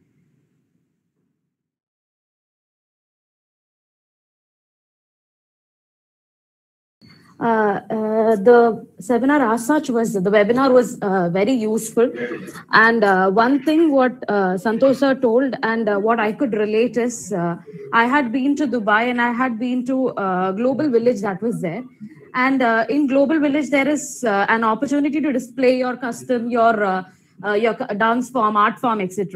So each country had its own unique dance forms. And when it came to India, when we had visited a pavilion there, what actually shook us or which actually made us all sad was that we are known for unity in diversity. But then the kind of dance forms that were shown there were literally those commonly known as cinematic dances that we have, with a Bollywood song that was played and people were dancing around.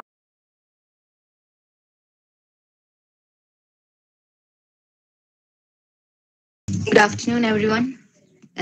Amal College Department of Tourism and Hotel Management ഇന്ന് മുതൽ start ചെയ്ത hospitality and tourism expert discussion series rejuvenating tourism and hospitality practices in current scenarios എന്ന webinar ഇവിടെ പരിസമാപ്തി കുറിക്കുകയാണ്. And my duty is to thank you all.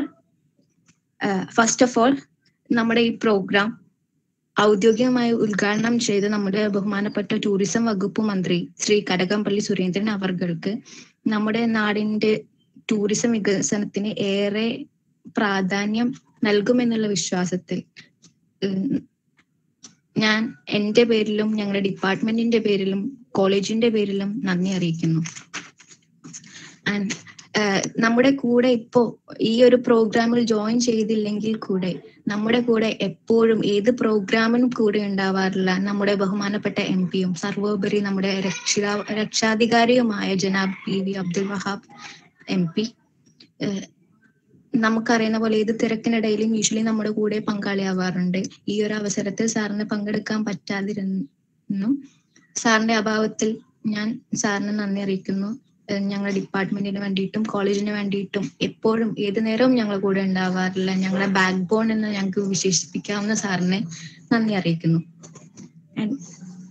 ഈ ഒരു അവസരത്തിൽ നമ്മുടെ കൂടെ നമ്മളോട് സംസാരിച്ച, അതായത് ഈ ഒരു എപ്പിസോഡിന്റെ മുഖ്യ കഥാപാത്രം എന്ന് പറയുന്ന ശ്രീ സന്തോഷ് ജോർജ് കുളങ്ങര, അദ്ദേഹം നമ്മളെ യാത്രയെ സ്വപ്നം കാണാൻ പഠിപ്പിച്ചു. കുട്ടിക്കാലം മുതലേ നമ്മളെ പഠിപ്പിച്ച യാത്രകൾ പൊട്ടക്കിണറ്റിലെ ഓഫീസർ ശ്രീ ഷഫീഖ് സാറിനും ഞാൻ നന്ദി അറിയിക്കുന്നു. നമ്മളോട് സംസാരിക്കാൻ പറ്റിയില്ലെങ്കിലും നമ്മുടെ കൂടെ എപ്പോഴും ഉണ്ടാവാറുള്ള നമ്മുടെ principal doctor PM Abdul Zakir സാറിന് നന്ദി അറിയിക്കുന്നു. നമ്മുടെ കോളേജ് മാനേജ്മെന്റ് ഈ ഒരു പ്രോഗ്രാം കണ്ടക്ട് ചെയ്യുന്നതിന് വേണ്ടിയിട്ട് നമ്മുടെ ഡിപ്പാർട്ട്മെന്റിന് ഒരുപാട് സഹായം നൽകിയിട്ടുണ്ട്, ഒരുപാട് സപ്പോർട്ടും നൽകിയിട്ടുണ്ട്. അവർക്കും നന്ദി അറിയിക്കുന്നു. ഈ ഒരു വെബിനാറിന് വേണ്ടിയിട്ട് ടെക്നിക്കൽ സപ്പോർട്ടായി പ്രവർത്തിച്ച CS ഡിപ്പാർട്ട്മെന്റിലെ ജബ്ബാർ സർ, കൊമേഴ്സ് ഡിപ്പാർട്ട്മെന്റിലെ അബ്ബാസ് സർ, നിങ്ങളോട് പ്രത്യേകമായിട്ട് നന്ദി അറിയിക്കുന്നു. ഈ ഒരു വെബിനാർ നമുക്കായി ഒരുക്കി തന്ന നമ്മുടെ department, our Department of Tourism and Hotel Management, it's actually impossible to explain being a student in that. All the teachers, especially HOD Shamir sir, we are always thankful to you for supporting us, for promoting many programs like this. And Janice sir, the coordinator of this program, who always was beyond this program, who always says, come, we have to do something, come, let's explore new experiences. We are always thankful to you sir. And Hafiz sir, സാറാണ് ഈ ഒരു പ്രോഗ്രാമിന് ഈ ഒരു ഗസ്റ്റിന് ശ്രീ സന്തോഷ് ജോർജ് കുലങ്ങര സാറിനെ കൊണ്ടുവരാൻ വേണ്ടിയിട്ട് ഒരുപാട് പ്രയത്നിച്ചത് ഹഫീസ് സാറാണ്. Hafeez sir, thank you a lot. And Anjith sir, ഇവർക്ക് എല്ലാവർക്കും സപ്പോർട്ടായിട്ട് ഞങ്ങൾക്കും സപ്പോർട്ടായിട്ട് ടെക്നിക്കലി ഞങ്ങൾക്ക് പറഞ്ഞു തരാവുന്നതെല്ലാം പറഞ്ഞു തന്നുകൊണ്ട് ഞങ്ങളുടെ കൂടെ ഉണ്ടായിരുന്ന Anjith sir, thank U. And all others, those who participated for the discussion section and all, extreme thank you. And ഒരു പ്രോഗ്രാമിന്റെ വിജയം എന്ന് പറയുന്നത് പങ്കെടുക്കുന്നവരുടെ സാന്നിധ്യം കൂടിയാണ്. ഈ പ്രോഗ്രാമില് ലൈക്ക് 250+ ഗൂഗിൾ മീറ്റിലും അതല്ലാതെ യൂട്യൂബിലും ഒരുപാട് പേര് ലൈവായിട്ടിരുന്ന് കാണുന്നുണ്ട്. അവർക്കെല്ലാവർക്കും ഈ ഒരു പ്രോഗ്രാമിന്റെ സക്സസിന് ഹൃദ്യമായിട്ടുള്ള നന്ദി അറിയിക്കുന്നു from our department, and thank you all. And officially it is declared